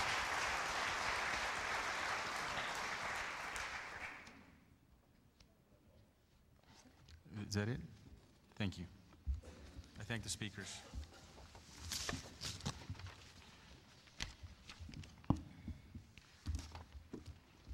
Item number 3, the approval of minutes of the previous meetings. Mr. Chairman, I think it would be an opportune time for the trustees to make some comments back to and then go on to with the agenda. If everyone would like to make statements. Yes. Dr. Robles. Roberto Robles, trustee for practically 14 years. 20 years ago, it was the will of the people whose common goal was to advance higher education opportunities for our young men and women of this region. Because of scarce resources to achieve this goal, a partnership was born between the University of Texas and Texas Southmost College. Today, we are witnesses to a campus that has transformed the landscape into that our students can thrive in and achieve their fullest individual potential. The decision to separate will be a dramatic setback in the rhythm and momentum these 2 institutions have achieved, which will cause massive disruptions in how education is delivered. On the other hand, to unite the efforts between UTB and TSC will give us all the opportunity to build on what has already been achieved. Thanks to the will of the people, our students have achieved national and international recognition in the sciences, arts, mathematics, physics, sports and chess, and many more. This institution has given our young men and women that long-awaited boost of self-confidence. Simply, it has been the will of the people in pursuit of basic human dignity that has allowed this to happen. Trustee Torres, Dr. Nolan Perez, your nephew, who has a great respect for you, and I spoke to him this morning before he was leaving out of town, says that he was sorry he could not be here at this historic moment, but if he stood before you and the rest of the trustees, students, and the public, he would tell you this: if UT is truthful to its commitment and maintains the community college mission and grows it, then he asked that it be given that opportunity to demonstrate it to all of us. Taxpayers will be less burdened and student needs will be taken care of. Trustee Adela Garza, you now represent us through the office of our newly elected Republican Congressman Blake Farenthold. You now represent not only the TSC district, but the entire congressional district. Your responsibility to the people has significantly expanded, so the decisions you make have a far greater impact to this region. As a Republican, you are looked up to continue to fight for less taxes, while at the same time achieve our goals as a community to bring educational opportunities for our young men and women. Today, this commitment will be put to the test as you will have an opportunity to choose to make that decision. We hope you stay true to your party's convictions. Trustee Trey Mendez, I congratulate you for your professional achievements. As a graduate of Porter High School, UTB, and UT Law School, you are now living your dream. I know in my heart that your family is extremely proud of your accomplishments, and I am too. As a trustee and public servant, I ask you that you turn around and give a lending hand not only to the students, but also the taxpayers of the district. Kiko, you have just started your political career and was called by the Republican Congressman Blake Farenthold to assist in his transition to office. That is a real honor. Like Trustee Garza, both of you have a vote that can continue to keep the momentum going and not disrupt its long-fought progress. Lowering taxes and at the same time keeping our college is a win-win situation. Trustee Lozano Oliveira, I know where both of you stand in this effort to form a single entity. Years from now, history will be kind to those whose individual effort join hands with others to help build human bridges that advance our society and civilization as a whole. Let's join hands today and do the right thing by voting to keep the institution united and against separation. Thank you. Thank you, Dr. Robles.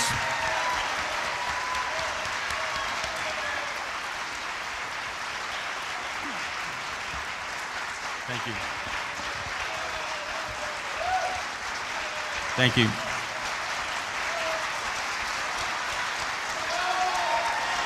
Thank you. Quiet, please. Quiet, please. We need to continue. Thank you. We need to continue. Trustee Torres, would you like to speak? No, whoever's next. Trustee Garza? Yes. Let me start by saying that I'm not Republican or Democrat.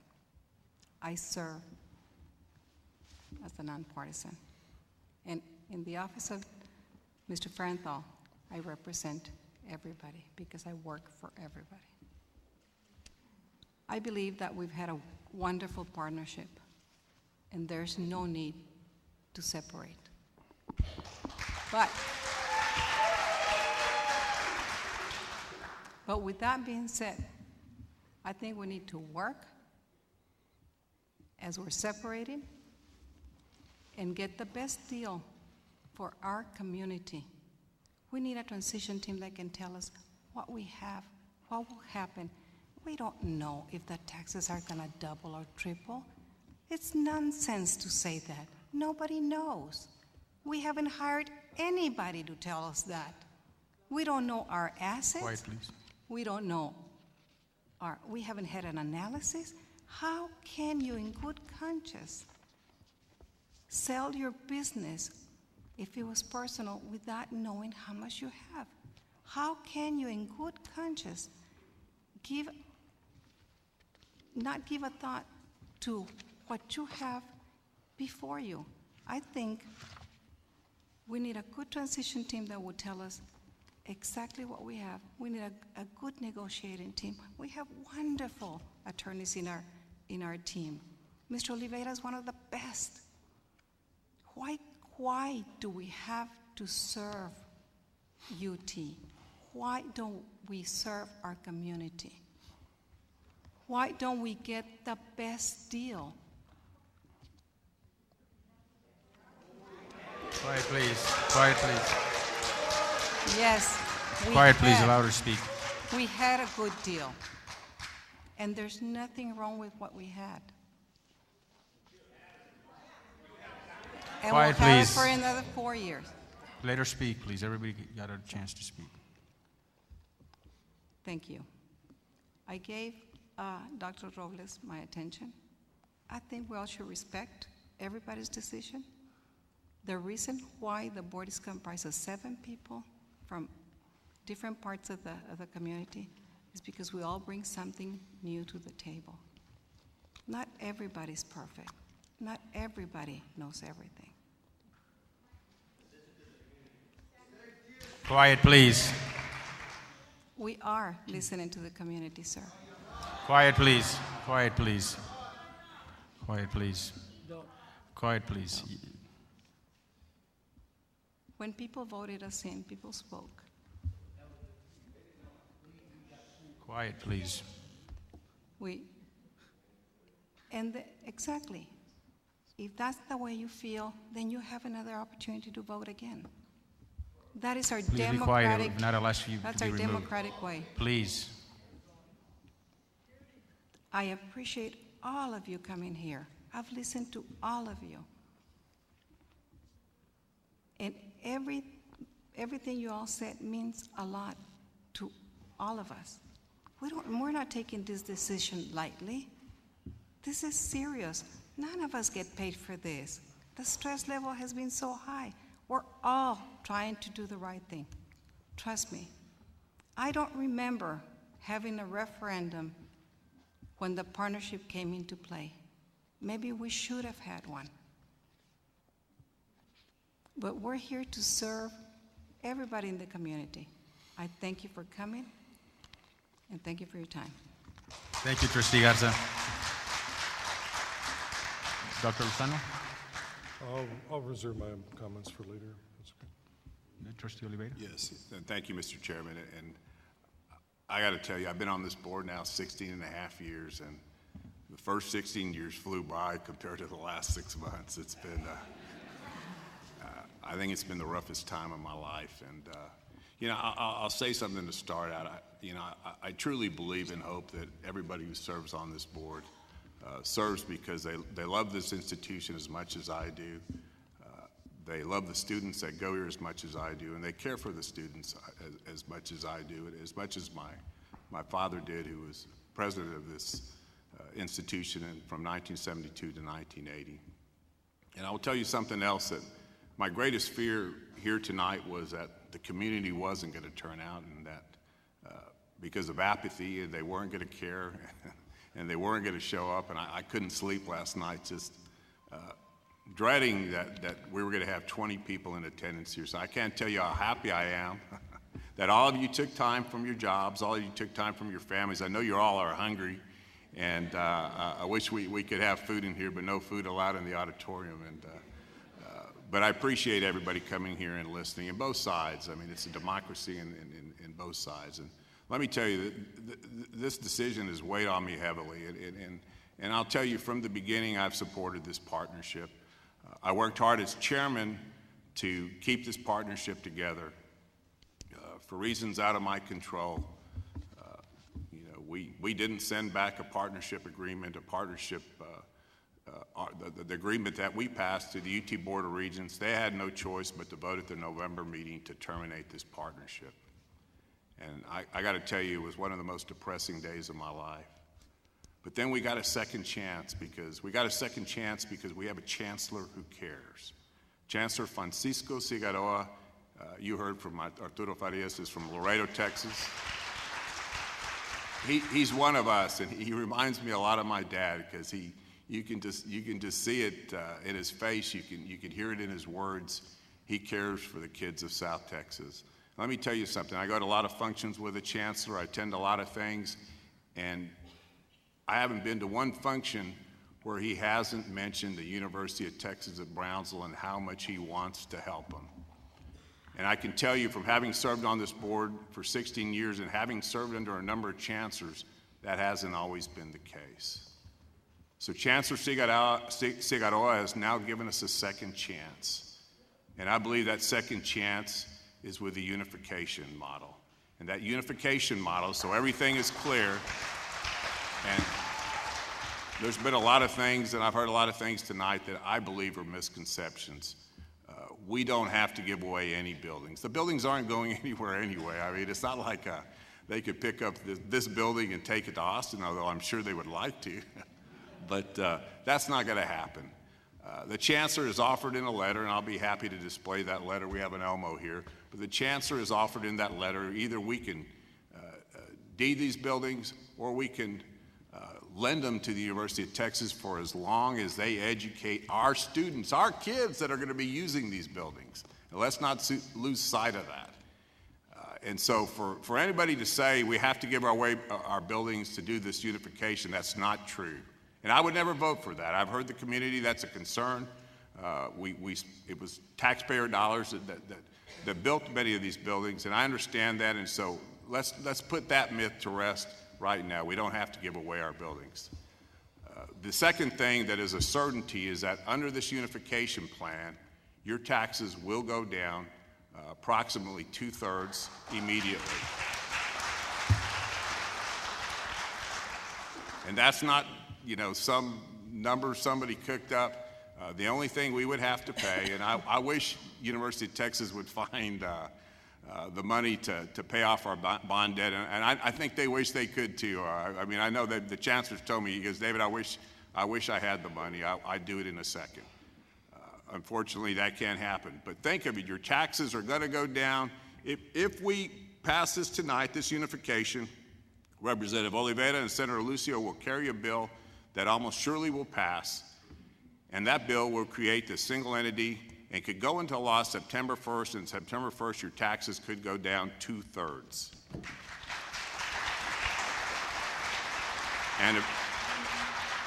And eventually, after all the bonds are paid off, then there would be no tax. I think that's a pretty good deal. I mean, I don't know. I went to law school because I'm not very good in math, but I still think that's a very good deal. I think the other misconception, I think the other thing that everybody needs to understand is that I would never support, and I don't think any board members here would ever support a unification model that didn't include open admissions, certification programs, vocational, occupational, all the certification programs that we have here that are so important to our community, the remedial classes that we do, the continuing education. Any unification model will have to have that. And I've talked to Rene Oliveira many times about that. He will never carry legislation that doesn't include that. And for those of you who say, well, how can we trust the University of Texas? You don't have to trust them. We enact this, we make this part of the statute, just as it says right now under the junior college statute that you must have open admissions, you must have vocational classes, you must provide all these things. This bill will have that, and it will be codified into law, and the University of Texas will have to carry out that law.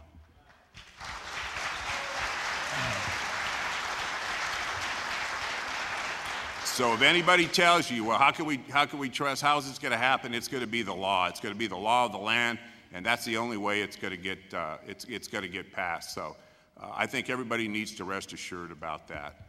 And I think that what I need to hear, and I'm trying to be, I'm trying to be fair and listen to both sides. And what you need to have explained to you tonight is how we're going to separate, how you're going to hire separate faculty, and how you're going to hire, separate maintenance staff. I mean, separate everything that you need, and how that's going to save you money. And, I've heard, from a lot of people, well, this is about, we need our own junior college so we can charge junior college tuition. Well, you know, I understand, and one of the things that has always concerned me here is that our tuition is a community university tuition. The students who get that benefit, you know, get more than a junior college, get more than I got when I got here, because, you know, we didn't have the facilities, we didn't have the rec center, we didn't have a student union like we do now, we didn't have the libraries like we're going to have now. We didn't have the classrooms we're going to have now. And so, yes, we are paying for a little bit more than that. But also be aware that over 70% of our students get full Pell Grants, full financial aid that covers almost all their expenses. Now, that doesn't cover the 30% that don't get all those expenses. And, you know, we will work. And part of this, we will work toward helping those people out. Part of this proposal also, this unified proposal, would include lowered tuition for vocational, occupational, all those technical programs would include tuition at the same level that you could get it at any of the other community colleges. And that is 25% of our students in the University of Texas system has promised to do that as well. And I think they're to be commended for that. So at the end of the day, I think the question you need to ask yourselves is, you know, are we better off separate institutions, paying for all these other things that we don't have to pay for right now, and I believe having to double your taxes someday? Or are we better off with this unified model that's gotten us to this point, has built this beautiful campus, has turned out doctoral students, the chorale, the choir, the master chorale that played in San Antonio. Sorry I butchered that, Suzanne, but and played it, and has done it so well. You know, are we better off with unification? And I think, you know, the answer is clearly yes. And last, I'll leave you with this. When I think of separation, I look at all these kids on campus here, and I love to come. Whenever I feel down, I walk through this campus, and I feel like I'm with my father. I feel like he's here in the hallways. I can just feel him in the buildings, and it makes me feel so good. But my dad loved to walk through, and those that remember him, Pat, Lucy, others that are here, those that remember him, my dad loved to walk through campus, and he loved to talk to kids. And I love to see all these kids. I like to see them smiling. I like to see them going to the rec center. I like to see them coming to the fine arts. And the thing that went through my mind that just tore me up is that we separate this institution. We're going to draw a line through the middle of this campus, and maybe the TSC students will be able to use the UTB buildings, and maybe the UTB students will be able to use the TSC buildings. And that just tore me up. How can we divide our campus? How can we do this to the kids that we love? I can't do it. I'm going to vote for unification. Thank you. Thank you, Trustee Oliveira. Trustee Mendez? Thank you. Quiet, please. Quiet, please. Quiet, please. Quiet, please. Thank you. Thank you. Trustee Mendez? Quiet, please. Thank you, Chairman. Like Trustee Oliveira, I also went to law school, mostly because I wasn't very good at math either. But there is some numbers that I can tell you all today that I think everybody in the room will understand. The first one is $198 million. That's what the assets have been valued at by the UT system. That's their numbers. That's not our numbers. Those are their numbers. The second figure is $102 million. What's $102 million? $102 million is what's left on the bond debt. The $102 million is what's going to be paid by this community if there's a unification. That $102 million, when does that bond end? Not till 2034, and that's a fact. That comes straight from the UT system. So your taxes will be lowered by 2/3, that's correct. But you're going to be paying $102 million for the next 23 years until 2034. These are from the UT system, folks. I'm not making these up. This is from the UT system. This is what they told us. Number two, the open admissions is only going to be for TSC. The UT component, whether there's a unification or whether there's a separation, the UT component of this institution will have admission standards. There's no open admissions for UT schools. If somebody wants to get a UT degree, at some point in either institution, they're going to have to apply. There's going to have to be some sort of admission standards before they can get a UT degree.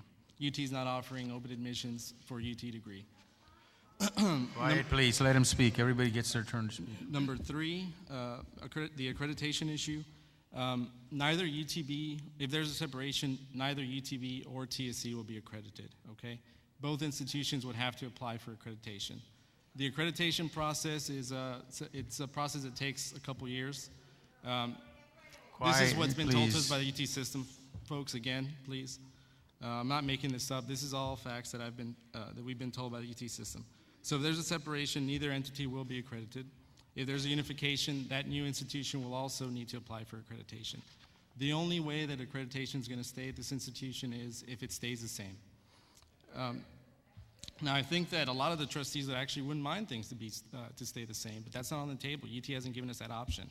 They took that option off the table because they did not want shared governance. Chancellor Cigaro's letter states that. They do not want any shared governance with the trustees. So the partnership model, the way it is now, is not on the table. If it was, I think we might be able to tweak a few things and maybe make it work a lot better. That's what the original intention was, but unfortunately, there's only 2 models on the table right now. Number 4, the $9.8 million deficit. I believe Mr. Simmons may have spoken about that $9.8 million deficit. That was a projection given to us by the UT system. That projection was, just so you know, it was based on the TSC tuitions being at the South Texas college rates. The South Texas college rates currently are $3,000 less than what we're charging our junior college students right now. Based on UT's projections given to us, the projected enrollment would be 4,753 students for the TSC junior college and 4,733 students for the UT system component. Now that like I said, that $9.8 million deficit was based on South Texas college rates for those 4,700 junior college students. If you were to take what we're charging, which is $3,000 more, $3,000 above what South Texas college charges, you multiply that by the 4,753 junior college students, that $9.8 million deficit becomes a almost $5 million surplus.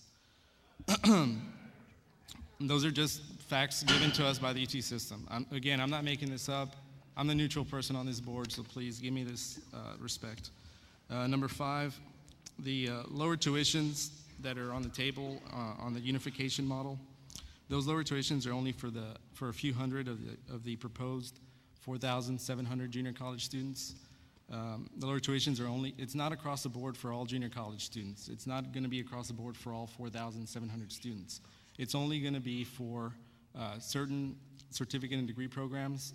That number's somewhere in the hundreds. If you were to just guesstimate it at about 700, the remaining 4,000 would-be junior college students would be left paying university tuition and fees, which would be set by the UT Regents. Now, those are the facts that I think you all need to know. I actually, at one point, it's kind of funny, it's kind of ironic, because at one point I actually came up with this unification model.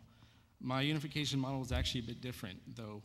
The model as it's presented right now is not similar to what I drafted. My unification model, I believe, is a lot more effective, and just so you know, my unification model included a lot of things that sound a lot more reasonable.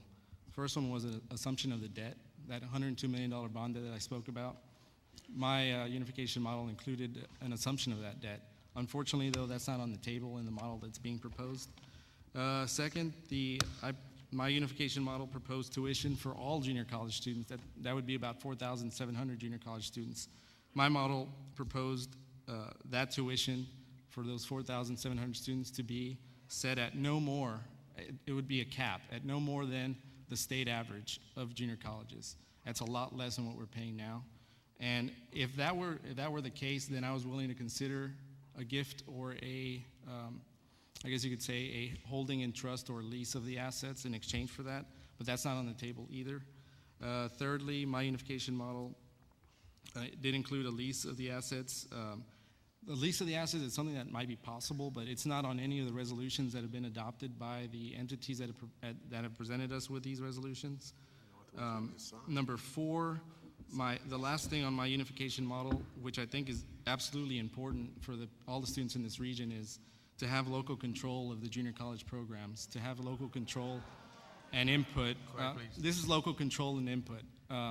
In other words, the people that know best, know what our students need, what our junior college students need best, are the people that are in this region. I'm talking about business people, people that own businesses that know what their workers need, what type of degrees or certificates or skilled labor they need to run their businesses. I think you need to have some sort of, whether it's by trustees or local business people, I don't care what sort of control it was going to be. But my idea was to have some sort of local, local committee that would be able to dictate what the junior college programs would be going forward, what was needed or what was possibly necessary. Those were a lot of my ideas, but unfortunately, none of those are on the table. What is best? I think all 7 of us are gonna go back there and talk about it. There's a lot of stuff to weigh. I've given you a lot of the facts that I've given you all the facts I could give you. Please take that into consideration when we make our decision today. Thank you. Thank you, Trustee. Dr. Lozano, you care to speak? I'm going to waive my, I'm going to ask for, reserve my comments for later. I would like to reserve my comments for later. Okay. Are you interested? Thank you. Thank you, Mr. Chairman. I was elected to this board in 2008, and I remember vividly my first meeting that I attended as a board member. After the meeting, one of my colleagues came to me and whispered in my ear. He told me, "Renee, you're not supposed to ask any questions during the meeting." And I said to myself, well, this is a strange board. You're not supposed to ask any questions. So how do you get information? Ladies and gentlemen, I don't fall into that mold. I'm not a lawyer. I'm not a doctor. I'm not a civil engineer. I'm an educator, the only one on the board. And I use both eyes to see, to evaluate, to investigate the problems. This has been very difficult for all of us. It has been very difficult for all the community in general. You that are here today, I thank you for being here. But there's so many other ones, so many other people in the community that don't have the leisure to be here today. And I have spoken to many of those people. I have written emails after emails answering the questions that have been posed to me. I've taken hours and hours to answer those emails. My wife comes to me and tells me, that's enough.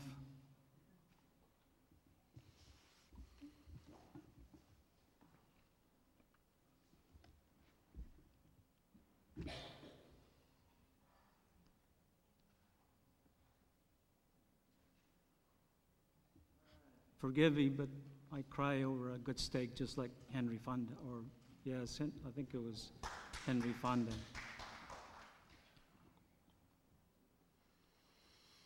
With the help of the UTB administration, for the last 3 or 4 weeks, some of my colleagues on this board have been going around the surrounding communities, pushing what they think is the solution for higher education in this community and in this region. The concept of one institution fits all. I congratulate them and their committee, a committee that has spent thousands of dollars in conducting a brilliant campaign to advance their agenda. And that's the beauty about living in this country, ladies and gentlemen.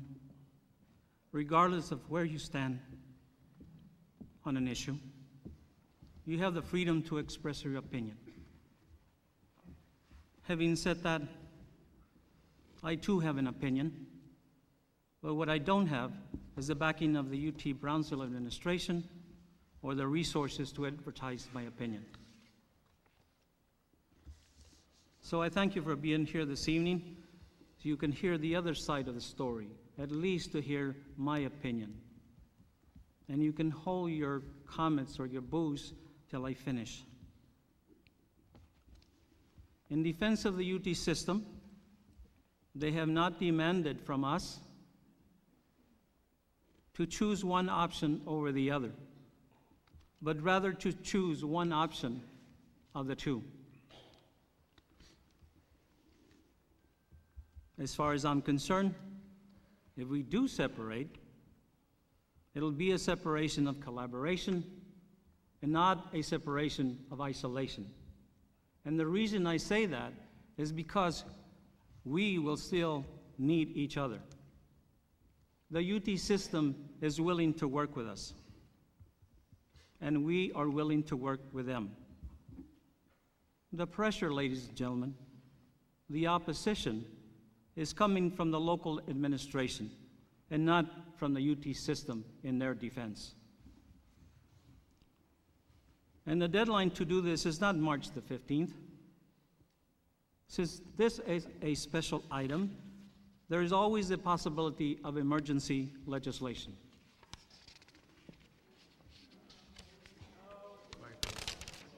Please allow me the courtesy to speak.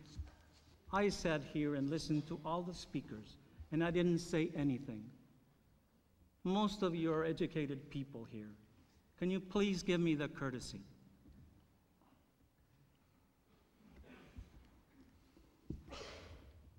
Many of the things that I have listed here have already been mentioned. So I have a 20-point presentation here that I'm going to cut it down to maybe 5. The things that I'm concerned with mainly have to do with money and our students. One of the most critical issues before us, if we choose the one single entity,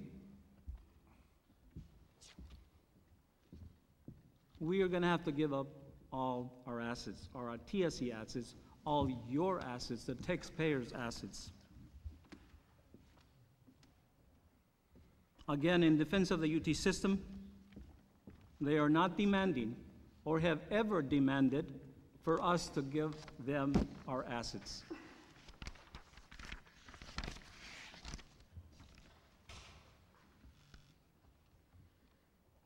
The question you should be asking, who has given us the right to give those assets away? I hear some talking again. Please, allow me to finish. Quiet, please. We'll ask you to be removed, please. One more outburst and we'll ask you to be removed, please. It seems when the other side speaks, you listen. I expect again the same courtesy. This community has been paying taxes to support the junior college since 1926. And it was in 1950 that the Union District was created. If we go and vote for one institution, the memories, traditions, assets will be erased with a stroke of a pen. The contributions from the local taxpayer to sustain this institution are immeasurable, especially when it comes from the pockets of the poorest citizens of this country. As long as I sit on this board, I will not support the idea of giving anything to anyone without compensation to you, the taxpayer.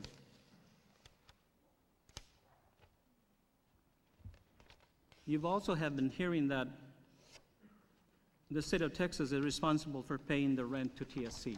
There is this big issue. There is this big issue of rent money being owed to Texas Southmost College. Now the question you should be asking, who owes this? Who owes this money to Texas Southmost College? $17 million worth. Some of my colleagues say it's the state of Texas that owes us this money. I have a different explanation to that.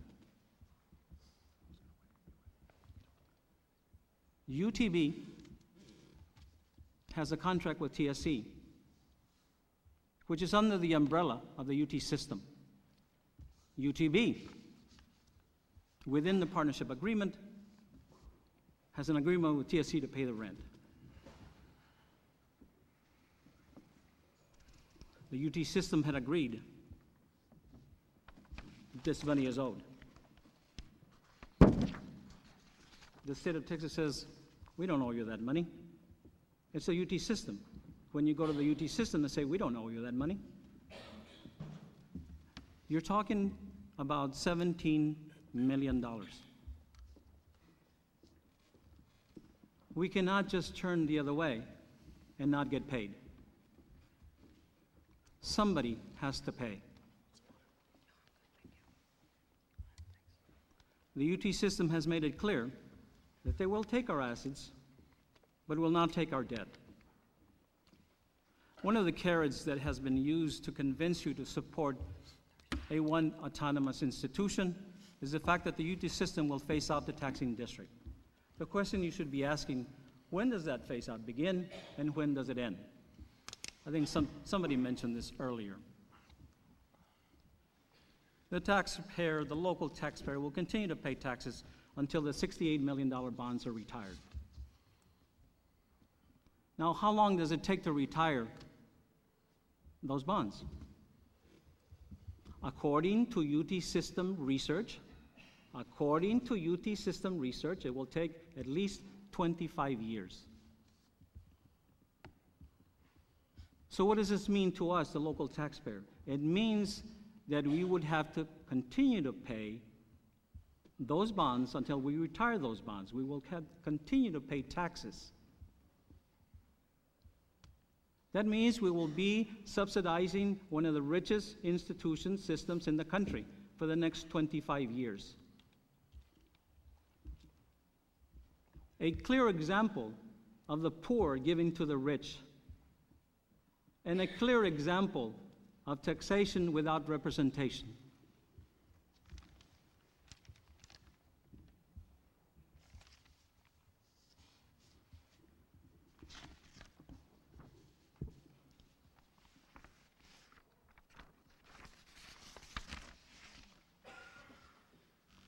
Why do we need an autonomous junior college? We presently have about 3,000 students taking remedial classes, reading below the high school level. Placing them in a university setting is setting them up for failure.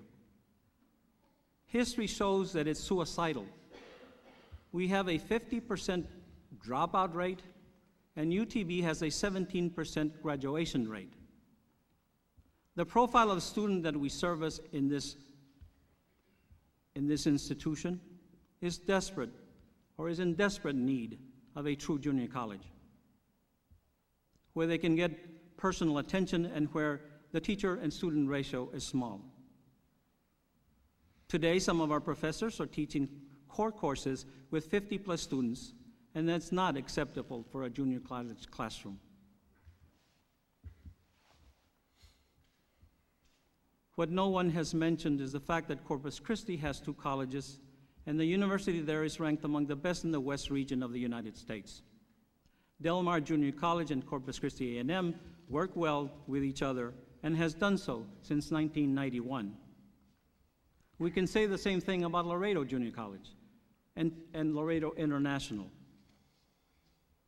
Separate of each other, are advancing their individual missions quite well. The university there is also ranked among the best in the West in the United States. And this is based on US News and World Report. El Paso has 2 junior colleges and a major university. Border cities need junior colleges. McAllen has 3 campuses with 30,000 students and thriving, with UT Pan American only steps away. By the way, Pan American University is also ranked among the best in the West in the United States, and they have done it with the same profile of students that we service. Your questions should be, how are they doing it? My colleagues and most of you here today speak about unification. But in reading today's paper, they use words of war. And I think you know what I mean if you read the paper this morning. I see this differently. This is not a war. This is a healthy debate. This is what should happen in this kind of an institution, in a scholarly institution. Debate. Sometimes it might have been one-sided, but it's still a debate. We have the opportunity before us to move forward with the UT system into a proven model. 2 separate autonomous institutions, those and that is a proven model. This opportunity was not offered to us in 1991. They are offering it to us now. They told us in 1991 that it would take us 20 years to have an autonomous 4-year college, and they're keeping their promise. The 20 years are up. Just like my colleagues, I have too been talking to the community, to the people from the other side of the tracks, who have sons and daughters that would benefit from having a junior college. And they're telling me to stay the course. Finally, and in conclusion, right or wrong, I will continue to support what I think is right and just, not only for TSC students, but for all the students in general, and for staff, faculty, and for those that pay the salaries, you, the taxpayer. My biggest concern is for the next and the next and the next generation of students. Ladies and gentlemen, thank you for being here. Thank you. I recognize Dr. Lozano. Thank you. Thank you, Mr. Chairman. We know this is a defining moment. The era when South Texas Southmost College was created has passed. In those days, Charles Lindbergh was landing at the airport with mail from Mexico, and coins were made with a lot more silver. Southern Cameron County was a different place. Now it's 2011, and we don't have Lindbergh airmail anymore. We have email and internet. The country is trying to recover from a recession. There's been bank failures, automotive company failures, foreclosures, and the state of Texas is facing a $25 billion shortfall.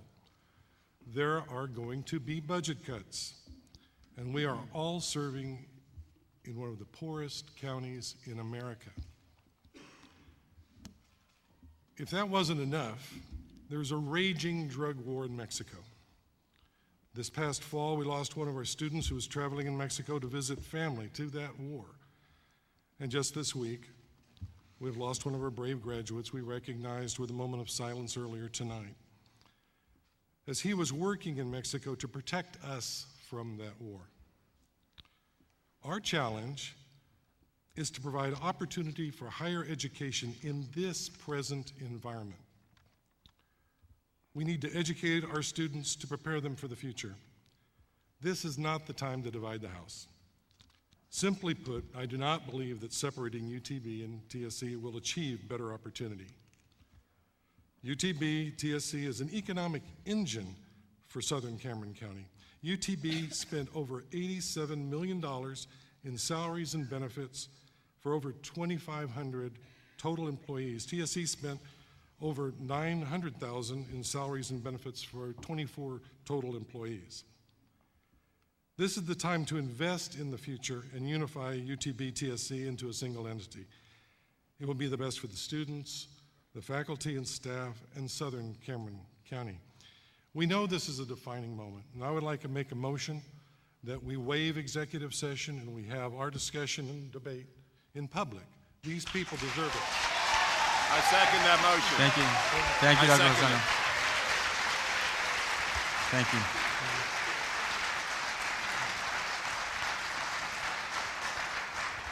Mr. Chairman, I second that motion. Thank you, Mr. Oliveira.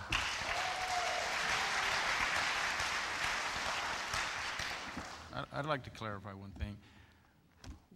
There's a committee out there to keep the University of Texas at Brownsville. That's never been in jeopardy. The University of Texas being at Brownsville has never been in jeopardy.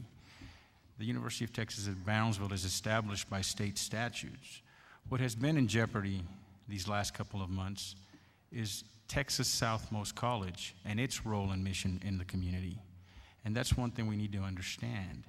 University of Texas at Brownsville is not what's in jeopardy here.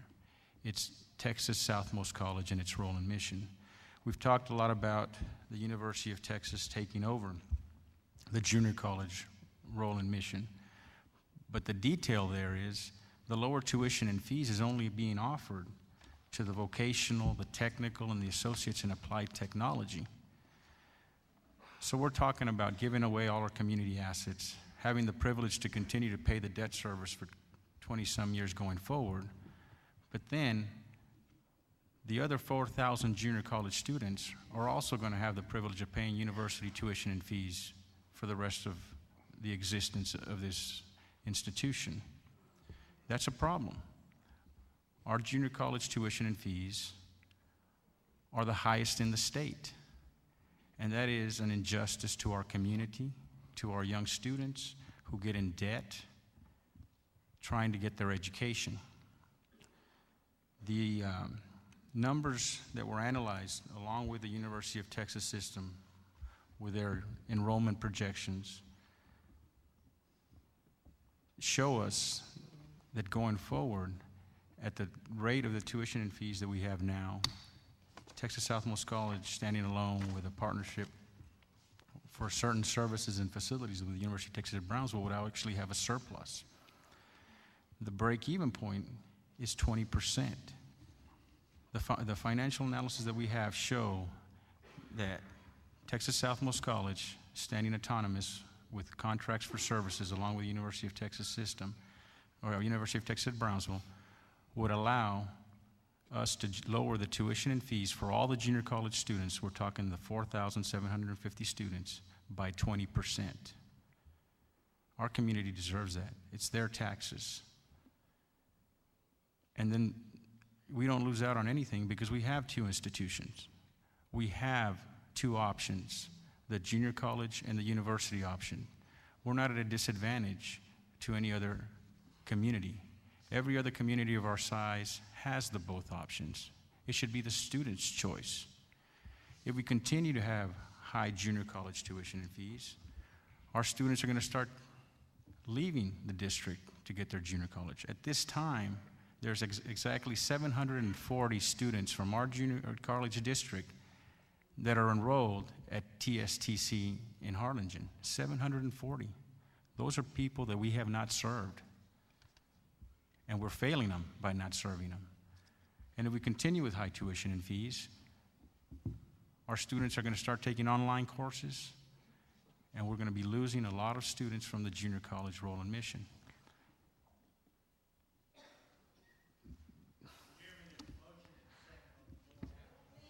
This is the debate. I'm actually, everybody's gotten their turn to speak. I have my turn to speak, and we can vote on the motion, and we'll continue the debate here. So we're going to allow them to go ahead and start discussing the... Would you please allow me to finish? Everybody's gotten their turn to speak. I would like my turn to speak. But that's a motion. There is a motion and second on the floor, Mr. Chairman. And my recollection of Robert Rules of Order when I was chair is that if there's a motion and second, you have to have discussion on that motion and a vote on it. Okay, well, we'll open it up for discussion then. So the president doesn't have a chance to talk? No, he can talk all he wants. We just need to vote on the motion. This is not a motion to limit debate, no. It's certainly not a limit to stop comment. No questions, thank you. Sorry, we cannot have questions. No questions, thank you. No, my motion is simply to waive executive session and have our debate in public. The people deserve it. And that was my second. I don't think there should be a secret meeting. This is a public All in meeting. favor of that motion? Aye. Wait, aye. They couldn't hear you. I'm sorry. I vote in favor of that as well. I don't have any problems in having discussion in public and options. And The only thing that I ask... Be quiet. This is what makes this debate very difficult, when you don't allow us to speak. I'm in favor of having discussion in open session, but can I suggest that we have a break because I have a bladder problem and that I have to go to the bathroom? Did you hear that? Yeah. But So I we're think we gonna- need to vote on the motion first. Looks like Yeah, everybody's with in four favor, votes. but let's I'm have a for vote. it. All in favor? I'm for it. Aye. Have the discussion out here. Motion carries. We'll take a 10-minute break. And I'd invite everybody to take a break and please come back, Well, okay? may I actually make one comment? Dr. Excuse me, I Lozano, I have one recognize comment. Dr. Lozano. You know, when I'm calling for an open debate and an open session, it is not to create ruckus. It is to be civil. We want to have a polite, civil discussion about very important matters that are affecting Southern Cameron County. And we expect you, the public, to respect that. And if you can't respect it, well, we will ask you individually to leave. So please, behave yourself. That's all we ask. And I have a second motion. I'd like to move that we approve the minutes before we forget. Thank you. We have a motion to approve the minutes of the January 20th, 2011 meeting. Any discussion? All in favor? Aye. Aye. Motion carries. 10-minute break? 15-minute break? 10-minute break, please. I have that same letter. Pisses me off. What pisses me off?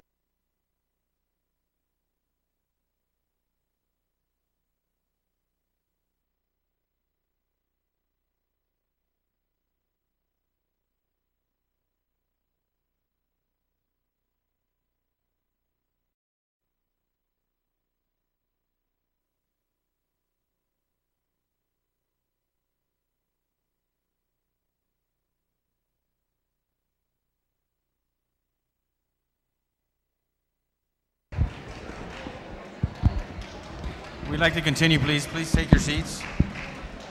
Everyone, please take your seats. It's off. It's on. Oh, speak up. Quiet, please.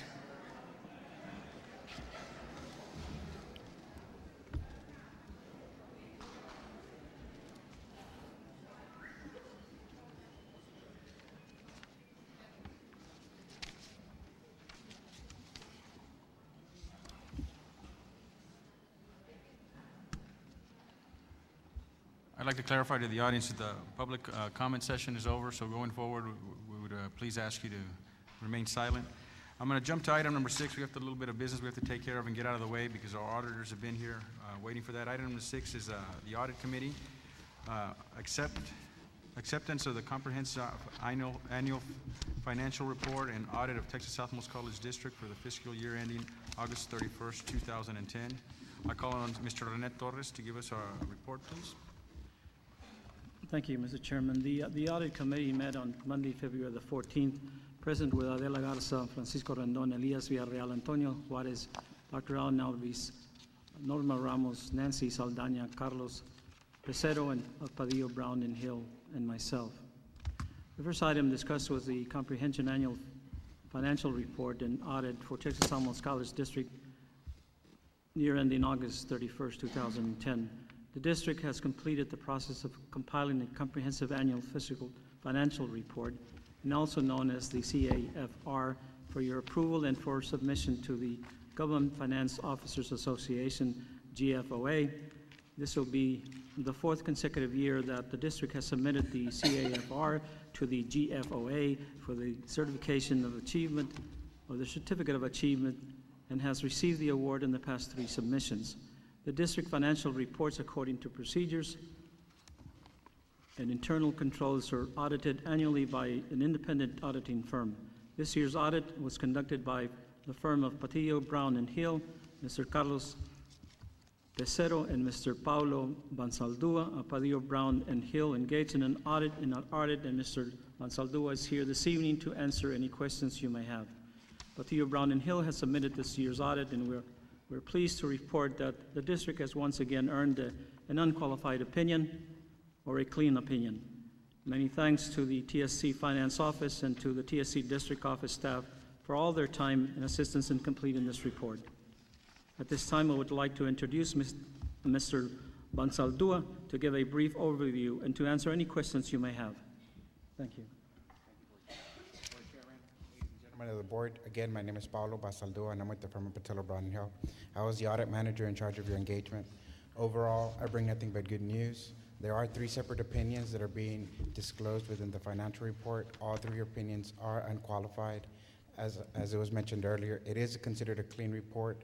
The financial statements overall from fiscal year 2009 to 2010 are very competitive overall. If you review the exhibits between exhibits 1 and 2, the financial statements have stayed very comparative overall. You know, it's nothing but good news, like I've said before. It was discussed in detail during the audit committee meeting earlier this week. There was no type of material weakness or significant deficiency as required to be reported. This report will be submitted to GFOA for excellence in reporting, and it will also be submitted to your coordinating board, and it's in compliance. And really, I'm just here for any additional questions you may have. Any questions from the committee? This is an action item, and the committee recommends, and I move that to accept the comprehensive annual financial report and audit for the Texas Southmost College District for year ending 2010 as presented, Mr. Chairman. Second. We have a motion and a second. Any discussion? All in favor of approving the audit? Aye. Aye. Motion carries. Audit is approved. Thank you. Thank you for your work. Thank you so much for your time. Thank you. And also, The next item discussed was the audit activities related to the TSC operations by Norma Ramos, Director of Internal Affairs. Norma discussed 3 audit engagements concerning TSC operations. The first audit engagement discussed was a follow-up audit on the ITech leases, which identified significant issues and resulted in change of management. The second item discussed was the fiscal year 2010 change in management audit for the Vice President of Partnership Affairs, where recommendations were made to improve internal controls in both UTB and TSC operations. The third item discussed by Norma was a consulting engagement where internal audits viewed processes of the TSC district office. Recommendations were made to improve segregation of duties, IT security, and efficiencies. Many thanks to Norma Ramos and her staff for presenting this item to this committee.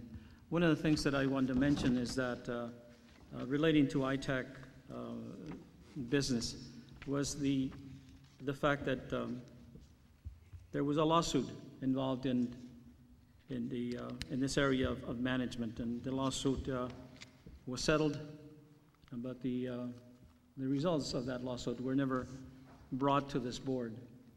And I just wanted to make it known that we had no information relating to what were the results of that lawsuit. That ends my report, Mr. Chairman. This was only a discussion item, so we don't need any action. thank you, Mr. Torres. Would you like to thank the TSC staff for the work on the audit? I already did. Oh, I'm sorry, I wasn't paying attention. I apologize. Now,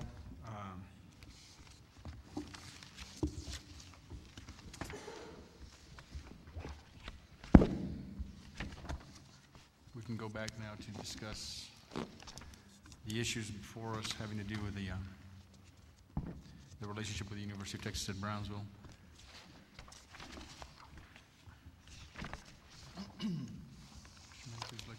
Well, I know that there was we had some stuff for executive session to discuss with our council. Is there nothing that we need to discuss with our council now? I think there was already a motion to waive executive session, that everything. We have a real estate issue? At least, I don't know of any issues regarding the. No, but we have a real estate issue on the agenda for executive session? Sure.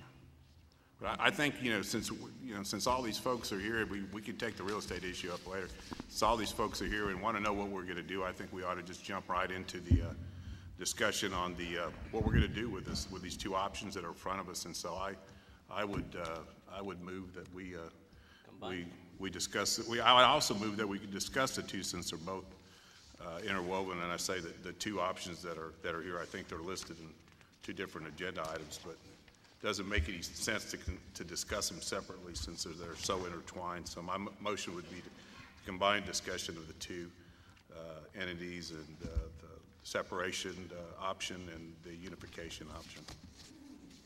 That's my motion. The first thing we need to discuss more than anything else is, are these the only 2 options on the table?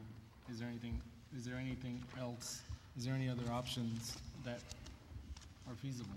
I guess the answer None that have been presented to us, and I think these are the only 2 options that are on the agenda, certainly. So My motion is that we discuss those now. Okay, David, can I just explain that we did look at other options? We looked at quite a few models when we were doing our analysis, but we narrowed it down so the community knows that we did look at 7 or 8 different options or alternatives that were available.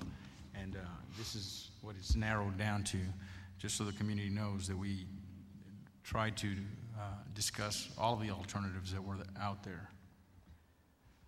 Yeah, I'd like to go ahead and, you want to read your resolution first? Well, I had a motion. I guess there needs a second. Second, yeah, Okay. second that. To My discuss motion is both- discuss both items together since they're so intertwined that we. We have a motion and a second to discuss both items. All in favor of discussing both items? Aye. Aye. Who would like to speak first on Okay, different well, options? yeah, the resolution of the Board of Trustees of Texas Southmost College District endorsing the formation of a single institution of higher education will read as follows. Whereas Texas Southmost College has been operating under... No, I'm just going to read it, and then we're going to open it, and you can read yours, and then we can open it for discussion. Well, I don't think there's a resolution. We're going to discuss the merits of each side. David, you want to... I mean, that's fine. I'll be happy to go ahead and argue for the unification or present the argument for unification. I think most of us know it by now, but Well, maybe I just have a point of order, or just a clarification that isn't the process that you make a motion and then have a debate or discussion on the motion and then move it? No. So I think it would be appropriate then for Dr. Robles to go ahead and finish. Just to the read motion. it, then we can then start discussing that's fine. So, whereas Texas Southmost College has been operating under a partnership agreement with the University of Texas at Brownsville since 1991 as UTB TSC, and whereas under the partnership agreement, both institutions have shared resources, facilities, as well as staff, and this partnership agreement has conserved money, enhanced the campus, the students and residents of the TSC district, and whereas TSC currently has $82 million in net assets, and UTB currently has $78 million in net assets, in addition to 80 acres of land adjacent to the campus for future expansion that could be contributed to a unified institution. And whereas given the current financial difficulties facing the state of Texas, as well as all other governmental entities in this state, and whereas the merger and unification of both TSC and UTB will reduce the tax burden on local taxpayers of the TSC College District, as well as provide for a continued quality education for a current and future students of the TSC service area, and potentially reduce the overall cost to the taxpayers of the state of Texas. And whereas the University of Texas system has proposed a model designed to unify both TSC and UTB into a single entity governed by the University of Texas system, and UTB has committed that will continue to preserve community college mission, lower tuition for a portion of the community college students, increase the operational efficiency of the combined entities, and provide a model for the unification and future creation of other community universities in the state of Texas.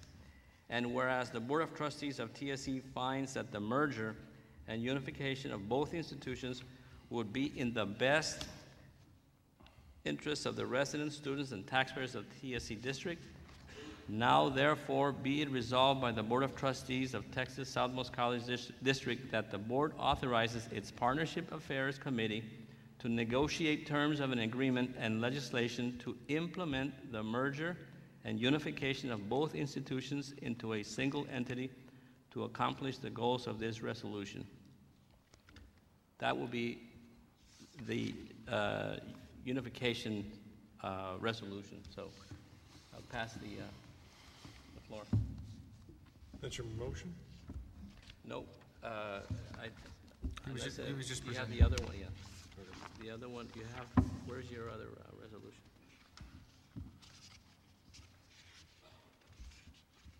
Do you have a resolution? No, I think it's in a form of a motion, but adoption of a resolution concerning the formation by the University of Texas System in Texas South. Oh, that's yours. I'm sorry. The other one is, Or you just want to open this for, do you have a resolution? no, it's a motion. It's a motion? What's on the agenda. It's regarding the contracting of an educational partnership model with the Board of Regents of the University of Texas System, where we have two autonomous institutions with separate governance and contracts for facilities and certain staff services. So that's basically the two things that we're discussing. Okay. We'll go- And we'll go for David, discussion. Trustee Oliveira was going to talk about his unification argument. And, you know, not to belabor the point, because, you know, I think I thought I covered it pretty well earlier, but I heard a lot of different things tonight. I think one of the things I want to stress is that there seems to be, or you know, maybe it was unintended, but there seems to be an impression that we're only going to get left with the bond indebtedness if we go with unification. That bond indebtedness is going to be there whether we go with separation or whether we go with unification. So that's not going to go away. Let's make sure everybody understands that, first of all. That's our obligation. It stays here. I think the other, you know, not the other misconception, but the other point of unification, I think that, you know, argue strongly for support of it, is that we do get an immediate 2/3 reduction. And I have not heard anybody contradict or give any testimony to the opposing that tonight, or anything to the contrary tonight. So you will get a 2/3 reduction as soon as this legislation is passed.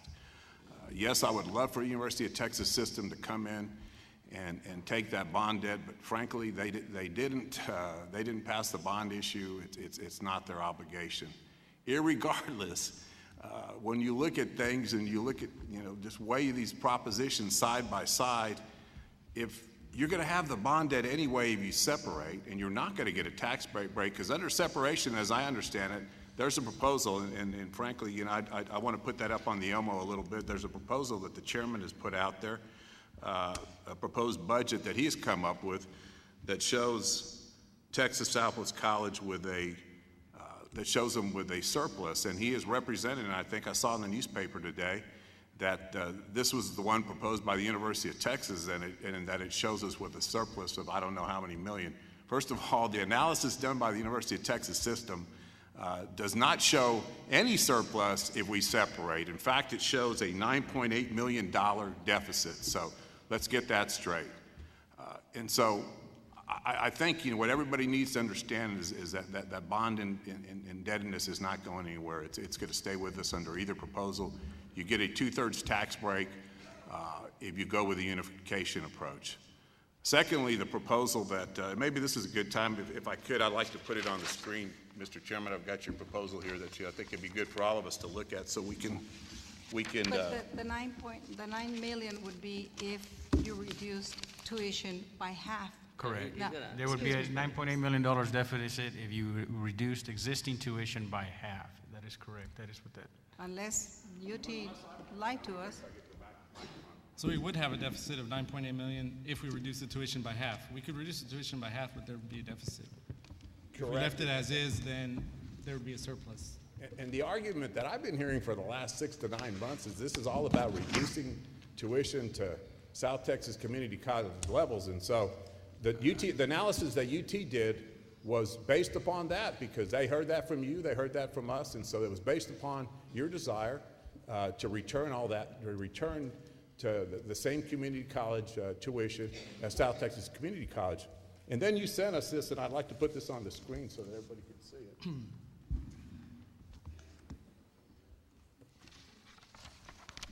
So then you, and Mr. Chairman, let me ask you, is this something that you prepared on your own, or if you don't mind sharing with me? You don't have to give me names if you don't want to, but is this something you prepared on your own? Yeah, this is larger text here. Okay, thank you, I appreciate it. And I guess it appears to me, because I looked at a lot of these numbers, it appears to me that most of your numbers appear to be taken from the analysis that University of Texas Systems gave to you last week? That's correct. Now, the University of Texas System have provided us some numbers, and that's why we want to hire our own experts to see if we accept their assumptions. There's certain assumptions that are being made.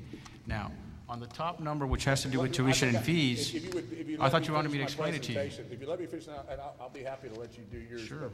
But in yours, in your presentation, in your budget, you show tuition and fees collected by TSC of almost $23.5 million, which is $8 million higher than what we would collect if we charged South Texas Community College rates, correct? Correct, but that would be 20% lower than what the students are paying now. Well, you say it's 20%, and actually I had 5 different people crunch the numbers, and it's only it's 11 to 14% by my calculation. What yearly tuition and fees are you using for South Texas I'm not College? sure, but you're not using the same ones that are used by the University of Texas system, and so you're comparing apples and oranges. And so I maintain, and I'll be happy to sit down and prove it to you, that it's only 11%. But even if it's 20%, it's different than what UT system has in their analysis. Correct, Mr. Chairman? That is correct, because we have to do our own assumptions too. Okay. And the other area where it varies is in the operation and maintenance. Well, did you say 11%? Yeah, it's only 11 to 14 by my analysis. Lower though. And I'll be happy. No, it only goes 11 to 14% lower. Yes, it goes lower. Correct.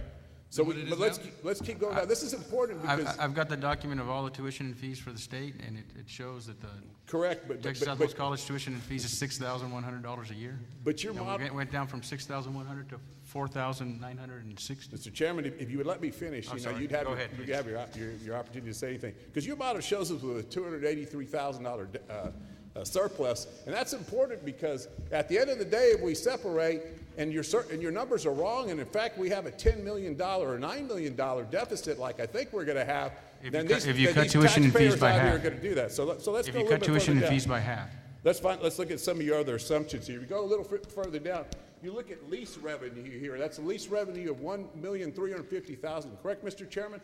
Yes, sir. Okay. Have you read that University of Texas system is they feel they have the classrooms, that they don't need to lease any classrooms for. They put those numbers in there. I didn't. Okay, but I understand. So you would agree with me, if they don't rent any classrooms from us, they don't owe us any lease money, correct? Correct. Okay, so let's take that out. So now remember, there's our going to be revenues are down 1.3. Just follow. But we're going point by point. Remember, there's going to be lease revenue. All the parking fees that the University of Texas system will collect will have to come to TSC because TSC owns the parking lot. So they also own all the labs, and so I think at the end of the day, we're going to owe them money. So let's take that out. Let's just take up a safe argument, because I think I can make a good argument. But if we go a little bit further down, the other number that changes is operations and maintenance of plant. If you go down to number 10, you've got, under your projections, $9.5 million. Whereas UT had come up with a figure of $11.5 million, and I called them, asked them, what did you base that on? Based it on the rate of junior college, what they spend per square foot. But the problem there is they use the ITech square footage, which is not usable classroom space in that calculation, and that's why there was this adjustment. Well, if you use the ITech square footage, which is just warehouse space, and you assume that there's costs, like if you were air conditioning the facility, there's a problem there. Right now, for the combined institutions, for our combined operations and maintenance for the combined institutions right now is a budget price of $13.2 million. That's what the combined institutions did. So we're eating up the lion's share of it. Mr. Rendon, people who have been doing this and I'll tell you something else. Your numbers are not audited. The UT numbers are audited. And let me explain something else to you. If you're wrong, and we need that $2 million to maintain the plant, what are we going to do? Let me tell you something. We pay workers. You need $2 million? We pay maintenance workers $25,000 a year on average. There's $10,000. Let me finish, Mr. Chairman. We pay maintenance workers $25,000. We pay them an additional $10,000 in fringe benefits and insurance and all that. You would have to lay off 66 workers if you're wrong, and we need that money, because that's going to be $2 million we're short. So let's scratch that off, because I don't think you could. I can promise you we're going to need that money for maintenance. And so now we're down $3.3 million. And the other thing, I can tell you where you can find the $2 million you need. Well, you look at depreciation. Depreciation is a value of $2 million. That's not really cash flow out of pocket. So there's actually $2 million cushion there with depreciation. Depreciation expense is not actually cash out of pocket. For the sake of argument, whatever you just said, I'll just say it's right. But let's go to the next big item that's not on here. We've got a $27 billion deficit in this state. But that goes to every institution across the state. the three proposals under the House budget proposal, the Senate budget proposal, and I believe the governor's budget proposal, it shows us losing $5.4 million. Now, if somehow they use the rainy day fund and tap into a few things, you know, maybe they lessen that by $1 million, but we're still $4.2 million down. You add all these other figures, you know, Mr. Chairman, we're up to $9 million in deficit. So how are you going to raise that money? Are you going to raise taxes or are you going to raise tuition? Well, then, I mean, these people deserve to know that. You have to remember, Trustee Oliveira, we're not making the decision for this legislative session. We're making the decision for the next generation of junior college students. And just because this legislative session is short on money, that's across the board. It'll be short on the UTB side, on the TSC side. All education is going to suffer. Well, we won't lower tuition and fees these 2 years when there's no money. Yep. But then when the opportunity arises and there's money in the state coffers, we'll give that relief to our students because they deserve it, because every other community has a junior college that charges lower tuition and fees. Where did you get the impression that we're going to have this option in 2 years? I mean, the chancellor said you got to make a decision now. We're going to move forward either way. We're going to move forward with one option or the other. But the budgets are flexible. You don't have to necessarily cut tuition and fees the first day, Mr. Oliveira. It has to be a decision that's feasible. Well, now I'm really confused, Mr. Chairman, because I thought all this was all about cutting tuition and fees. Yes, it is, now and you're eventually telling these you'll get people, there. maybe we won't be able to do it because if there's a budget shortfall, we can't do it. And so actually, we're going to separate based on that assumption? And actually, the UT system can't confirm that they're going to be able to do some of the things on their side because it's all contingent on this budget. When they showed us their proposed legislation for the unification, I asked them, why haven't you put anything about lower tuition and fees for the vocational and technical inside that document? And they said, we can't commit to that. They can't even commit to that in the legislation because we want guarantees. We want it to be in the law. They said they would not be able to commit to that. So there's very many unknowns on both sides. But those numbers are pretty solid.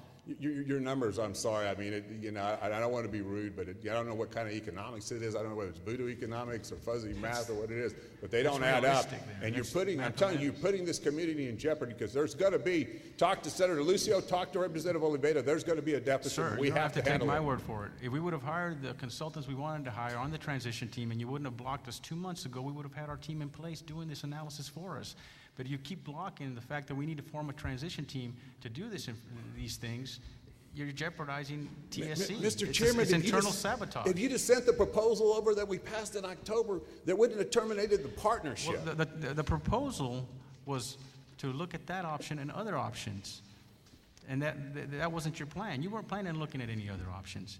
And the main reason the UT system ended the partnership is because they were not going to continue with the shared governance. And you know that as well as everybody else knows that. And that's why the existing model being tweaked is not on the table anymore. They no longer Mr. want Chairman, shared I've had the governance. chancellor, I've had 2 board of regents tell me, had you sent us over a counter proposal, they would have not voted to terminate, would have continued talking with us. So let's tell it like it really is. And you're welcome to call them. I'll give you the names of them. You're welcome to call them because they both told me, had you sent that counter proposal over that this board of trustees unanimously passed, they would have considered it, and we'd still be looking at the partnership. But now we're looking at something totally different. And we've got a deadline of March 15th. And I want everybody to know that because that's the deadline we've been given. We've got to file a bill. It's going to require legislation, and if we don't vote to do that, They want March 1st. one of the options is March 1st. It would be great if we did it by March 1st. But if you don't file a bill by March 15th, then you're running the risk that it's not going to pass the session. And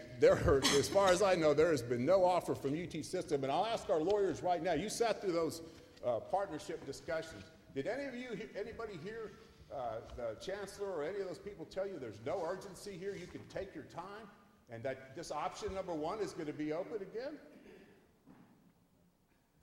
Mr. Renfro, Mr. Pettis?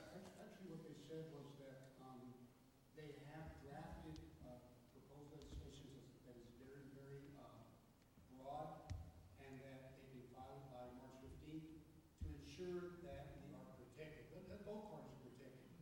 But there was no sense of absolute urgency to file a bill by March 15th, and we're going to do it anyway, apparently. Mr. Pettis, the other two attorneys are not saying that, so this is something totally different. I wasn't at that partnership committee meeting, Mr. Rowland. I was present. And that's not what they heard. They heard there was a sense of urgency. I heard it very clear, Mr. Pettis, and I was there, and our attorneys were there, and it's very clear, sir. UT will not keep our community and everybody here with the uncertain future, and therefore they will move to separate just because we can't get any type of notice to them of which direction we want to go. So March 15th is a deadline, and that's not based by UT. It's based on UT's the legislative deadline. There is a deadline. Mr. Pettis, would you like to address that?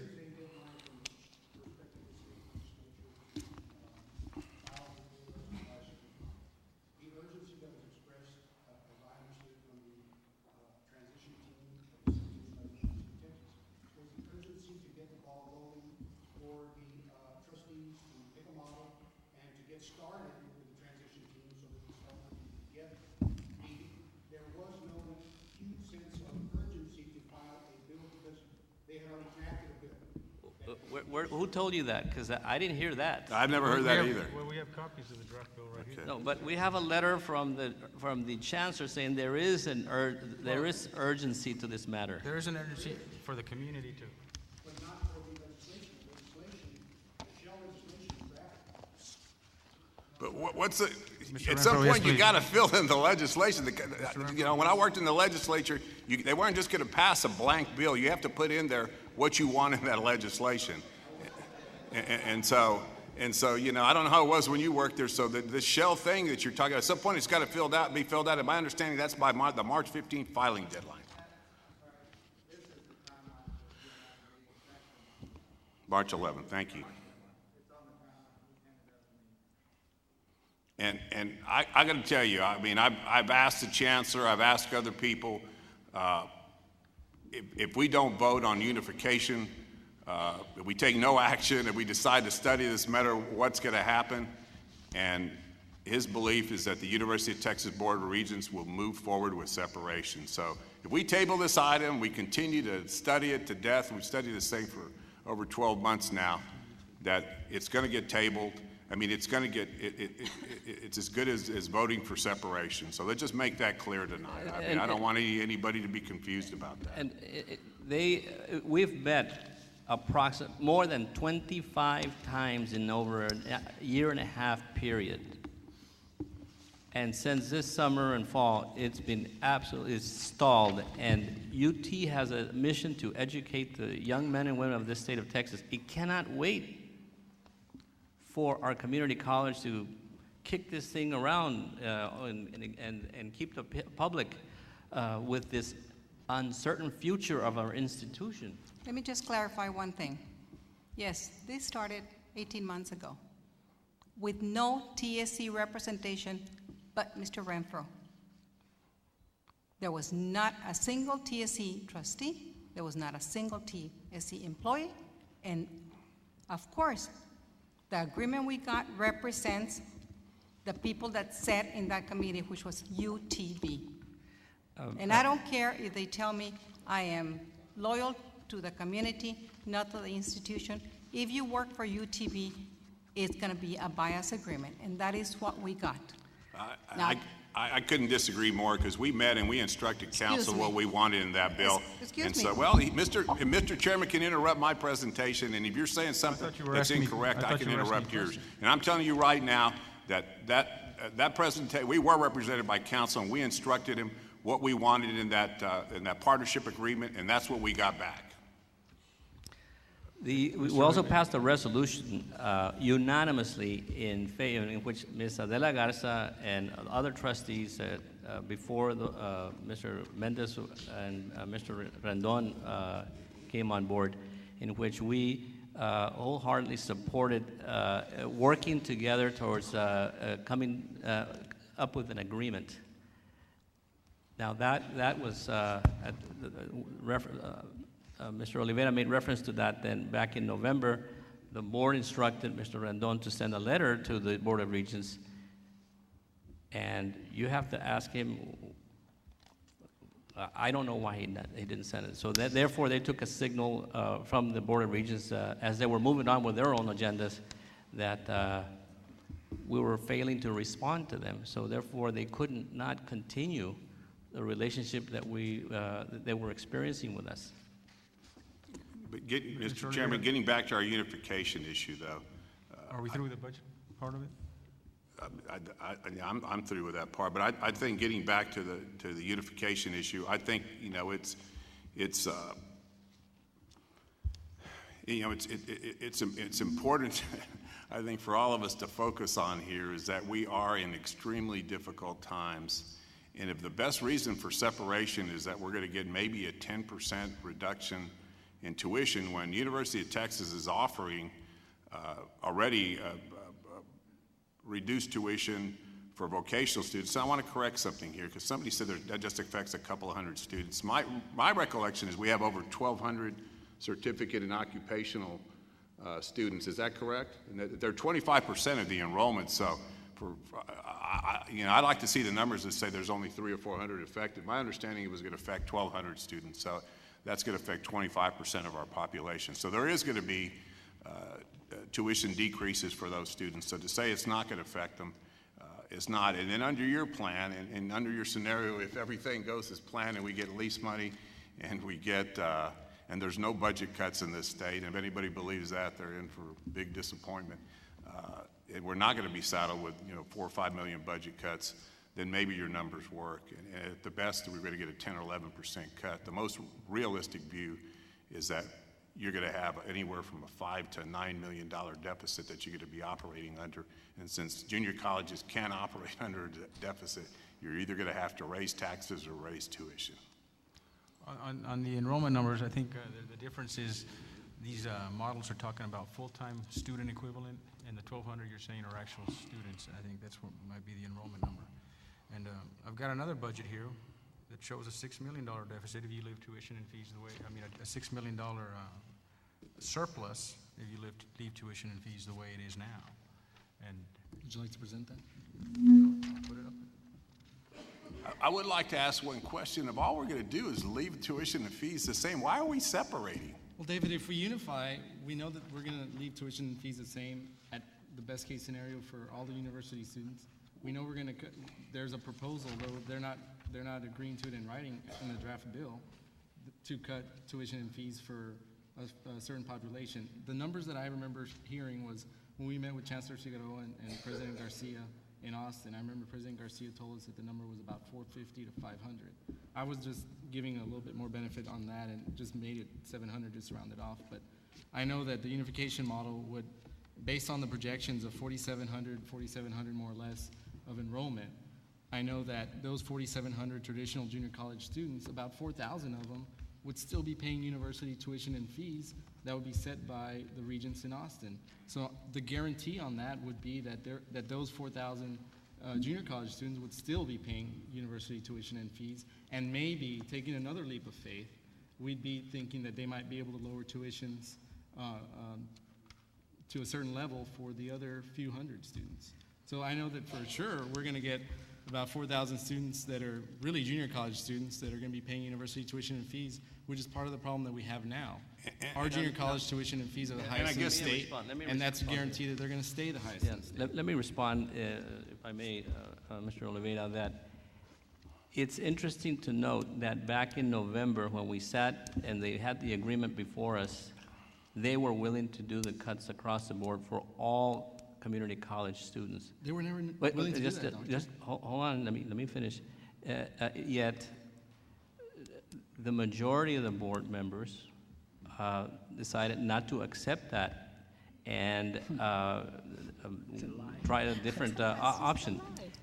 Doctor, it is know true. That they were never willing to cut it across the board. Don't tell them. We know that they were never willing to cut it. It was across the board, but then we rejected that.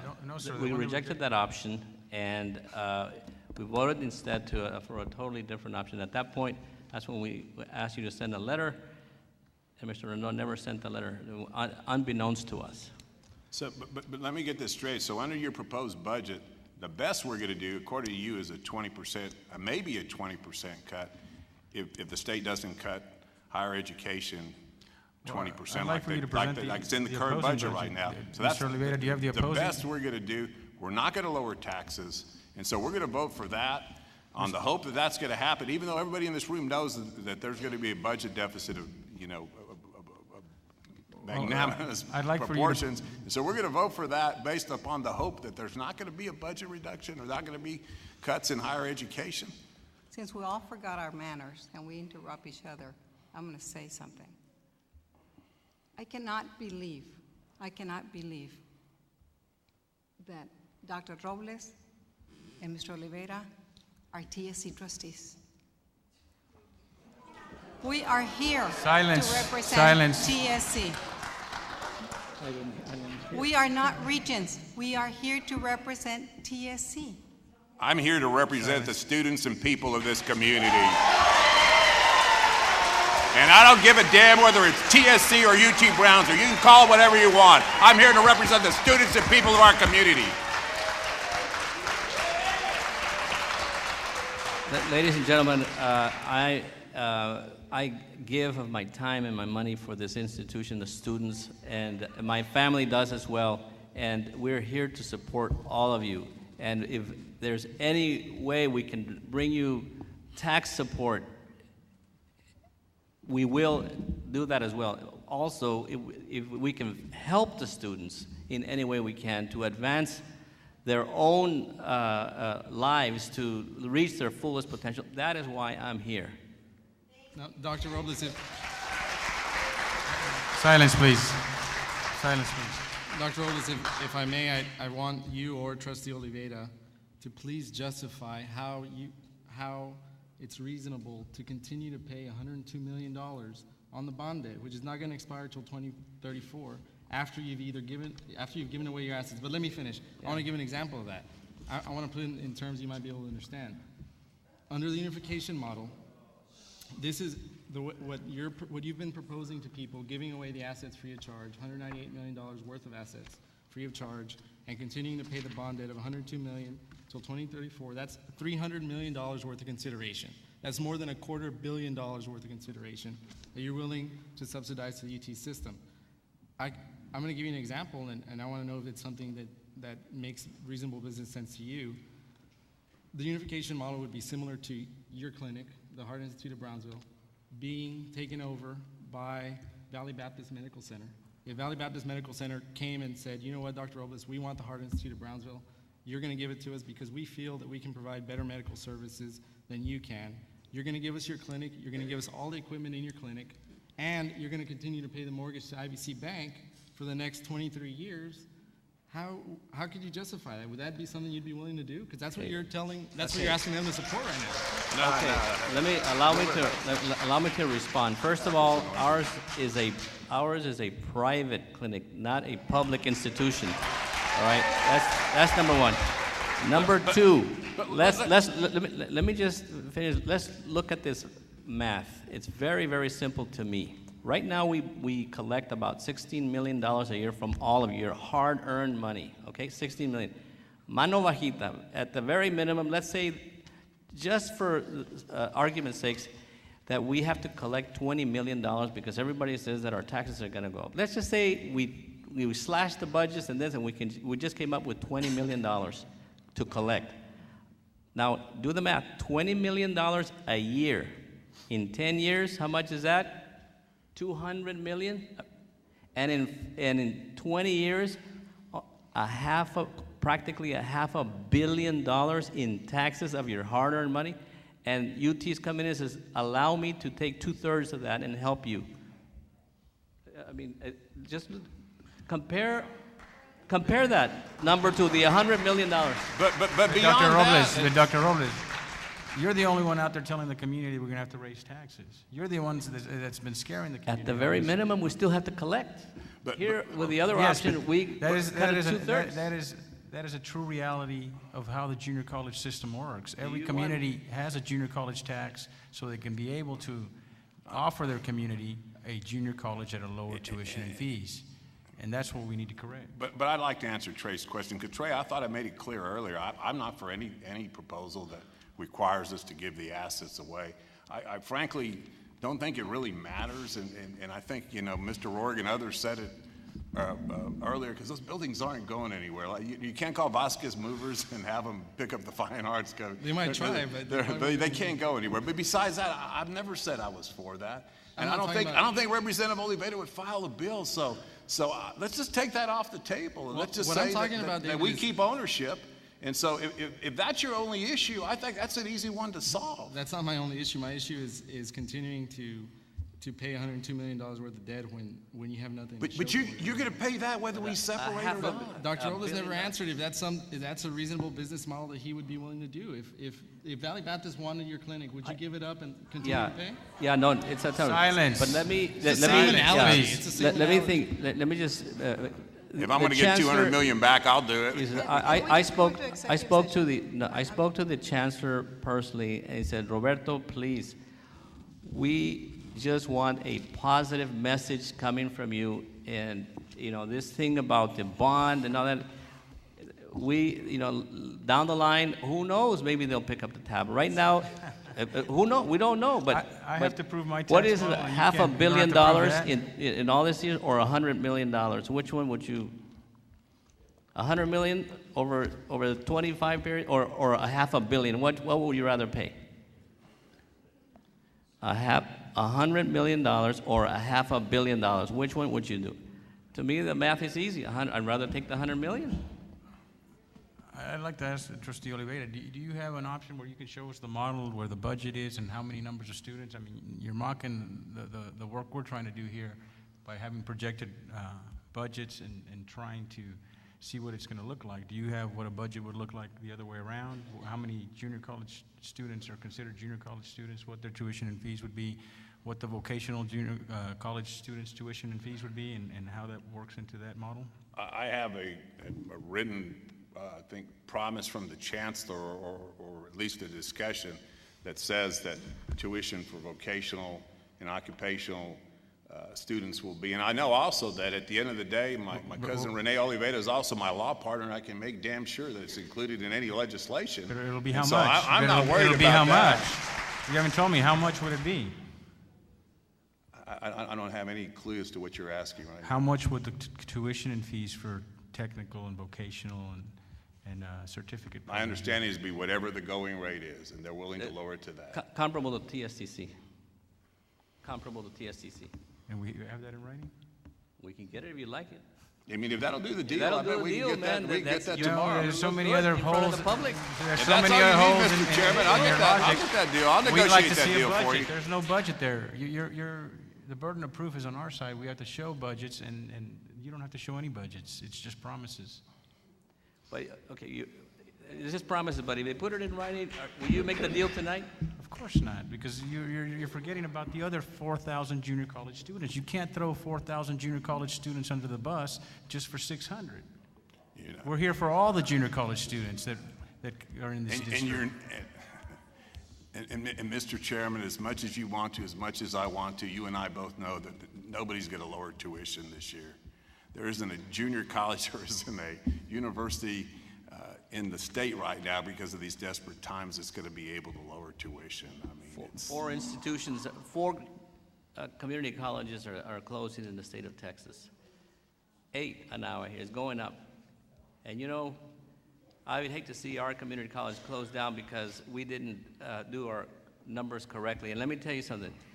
I believe the UT numbers because they were done professionally by auditors. That's all they do. And they do that for around all the University of Texas institutions in the state of Texas. They were also produced to our state representative, our state senator. UT system starts lying about numbers now to state legislators. They're in huge trouble. So, and by the way, you've used their numbers when it's convenient for you. So, I think these are good numbers and as good as we can expect under the circumstances. I actually think that based on everything, I think they're pretty neutral comparisons. I have no reason to doubt the think they're conservative or any other numbers that they were discussing here. better than what we could get from our side, which was nothing.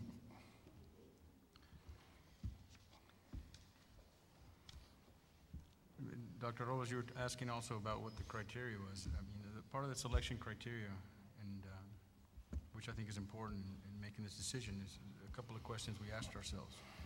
What option will preserve the junior college role and mission as per state statutes? What option will allow us to make tuition and fees more affordable? What option will guarantee the best funding stream going forward?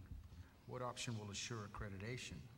What option will allow for transfer agreements with four-year institutions, not just the University of Texas at Brownsville, but allow our students to take the core curriculum here and know that they can transfer to Texas Tech or University of Houston or University of Texas at Austin or Texas A&M. You know, that's part of the service that our junior college has to do. And then what option will allow us to fulfill our fiduciary responsibility to the TSC district? And finally, what option is best for the TSC students? Okay, may I respond to that?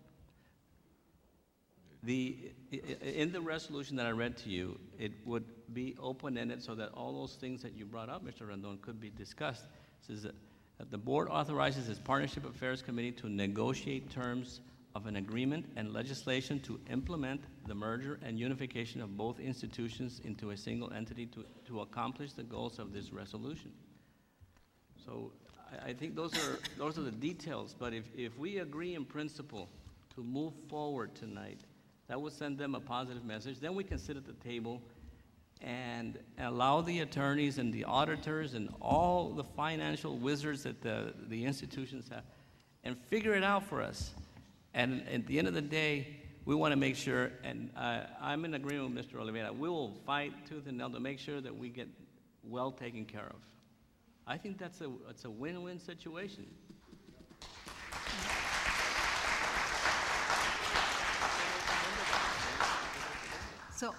So we need to vote, and then we need to figure it out how we're going to do it. Why can't we figure it out how we're going to do it and then vote? No, agree. We have to agree in principle that we'd like to move forward. We've been figuring out for guys, God, over a year now, and it's time to make a decision. I don't think there's, if we can't agree on anything else, I mean, it's time to make a decision. And I'm not going to gamble with the community's assets and with their hard-earned tax money that I know that one proposal is going to reduce, option one, unification reduces your taxes by 2/3. Nobody is arguing that point. Nobody contests that point. The other option does not reduce your taxes. Under your best case scenario, you might get a 20% reduction in tuition. I believe the more likely scenario is that you're going to get an increase in taxes of at least 75% and maybe double. I think it's that simple, and I think that's unfortunately, you know, the hand we're dealt with. And if we don't vote at this meeting, we don't vote for unification, we vote for separation, or we vote to take no action at all. The University of Texas once again is going to decide it for us, and that I'm afraid that their decision is going to set back this community for a long time. Mr. Torres, Dr. Nolan Perez, your nephew, this morning said, look, just tell my uncle, give UT a chance. Give them a chance. Give them that option, and then let's see. Just make sure that our community college mission is maintained and that it continues to grow. And this is something that you and he have discussed in the past.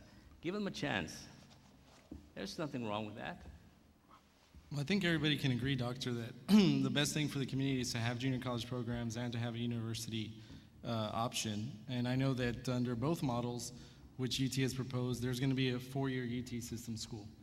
They've told us in our meetings, and they've told us several times, they've said it in public, they wanted to plant a flag here. They wanted to have a 4-year institution here. And regardless of which model we choose, they're going to set up a 4-year institution here. That's right. So, and there is definitely timetable here. I've been quoted before saying that there was an urgency, but after our meeting with the UT system and knowing a lot of deadlines as far as legislation, there is definitely an urgency to get some sort of deal going, or to pick one of these models and start moving forward. So at this time, Chairman, I guess it's probably time we make some sort of motion. And I'll go ahead and make a motion.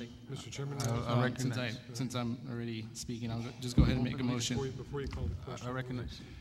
Excuse me? One of the, we've been talking about numbers, and that's very important, obviously. And but one of the biggest problems we have, and what is driving the costs a lot for the TSC, is that students are not ready for college, and they need tons of remediation, and they're just not ready. And that's the most expensive student that we've got, because we need to remediate them. And, you know, and putting them into a silo, a bundle in a college, putting the most expensive students in one spot by, you know, trying to drive your assets there, I don't think it's going to work. I just don't think it's going to work. I'd like to recognize Mr. Mendez. Just at this time, Chairman, I'll just go ahead and make a motion. I think we need to decide one way or another. I'll just go ahead and make a motion that we instruct our TSC transition team to develop a model and create legislation whereby the TSC district will partner with the UT system for use of resources and facilities while having two autonomous institutions to be known as Texas Southmost College and the University of Texas at Brownsville. We have a motion. Do we have a second? Second. We have a motion and a second. Is there any discussion? Yes, there's plenty of discussion. This is separation, so everybody's clear that it sounded like something fancy, but this is separation, pure and simple, and this is, you know, leading us down, I believe, a path of destruction where this community is going to feel for a long, long time. Chaos and pandemonium, and I don't want to be part of that. You know, I'm just telling you that I don't want to be part of separation. To try and create a junior college from scratch in this environment, and this is just fiscally and financially irresponsible, and I can't even believe that there's anything for consideration here, but so be it. Lord help us all. Trustee Garza? Second. There's a motion and a second. There's a motion and a second. All those in favor? Aye. Would show hands. All those in favor? Aye. Motion carries. Wait. For the record, please, I'm voting nay. Sorry. I'm nay. Dr. Lozano, Dr. Robles, and David Oliveira voting nay. Thank you. Yeah. Thank you.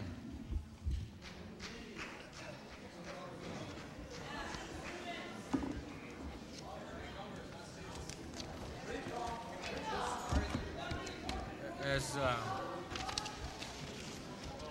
item number 4, executive session. The board will now convene to executive session. Mr. Chairman, I move that we adjourn. The evening's done. I move to adjourn. Well, first and a second for adjournment. We have a quorum. Do we have? You continue. We have a quorum. You have a quorum, but it doesn't include me. Thank you. You've been doing what you want for the last 20 years. Listen, you were part of this institution. Sir, you're out of order. Right? Dr. Robles, you're out of order. You complain about the 17th. You're out of order. Dr. Robles, please, you're out of order. Rene, we've got item number 7, consulting services. Dr. Robles, you're out of order, please, sir. Item number 7, consulting services. Please, you're out of order, please. Thank you. Thank you. You're out of order. Ma'am, you're out of order. You're out of order. Chief, would you please talk to these people? You're out of order, please. Please, you're out of order. Thank you. Item number 7, consulting services. Silence. Silence. You're out of order. Thank you. Item number 7, consulting services. We have an item entering into contract with consultants to join the TSC transition team. Do we have a motion on that? What is what item? We're item number 7, consulting services entering. Please, TSC requires a you're out of transition order. team. Please, you're out of order. Entering into a Chief, contract with. Can you make sure that these people either leave or be quiet? Entering into contract with consultants to join the TSC transition team. Silence, please. Silence, please. Excuse me. Silence, Chief. thank you. Silence.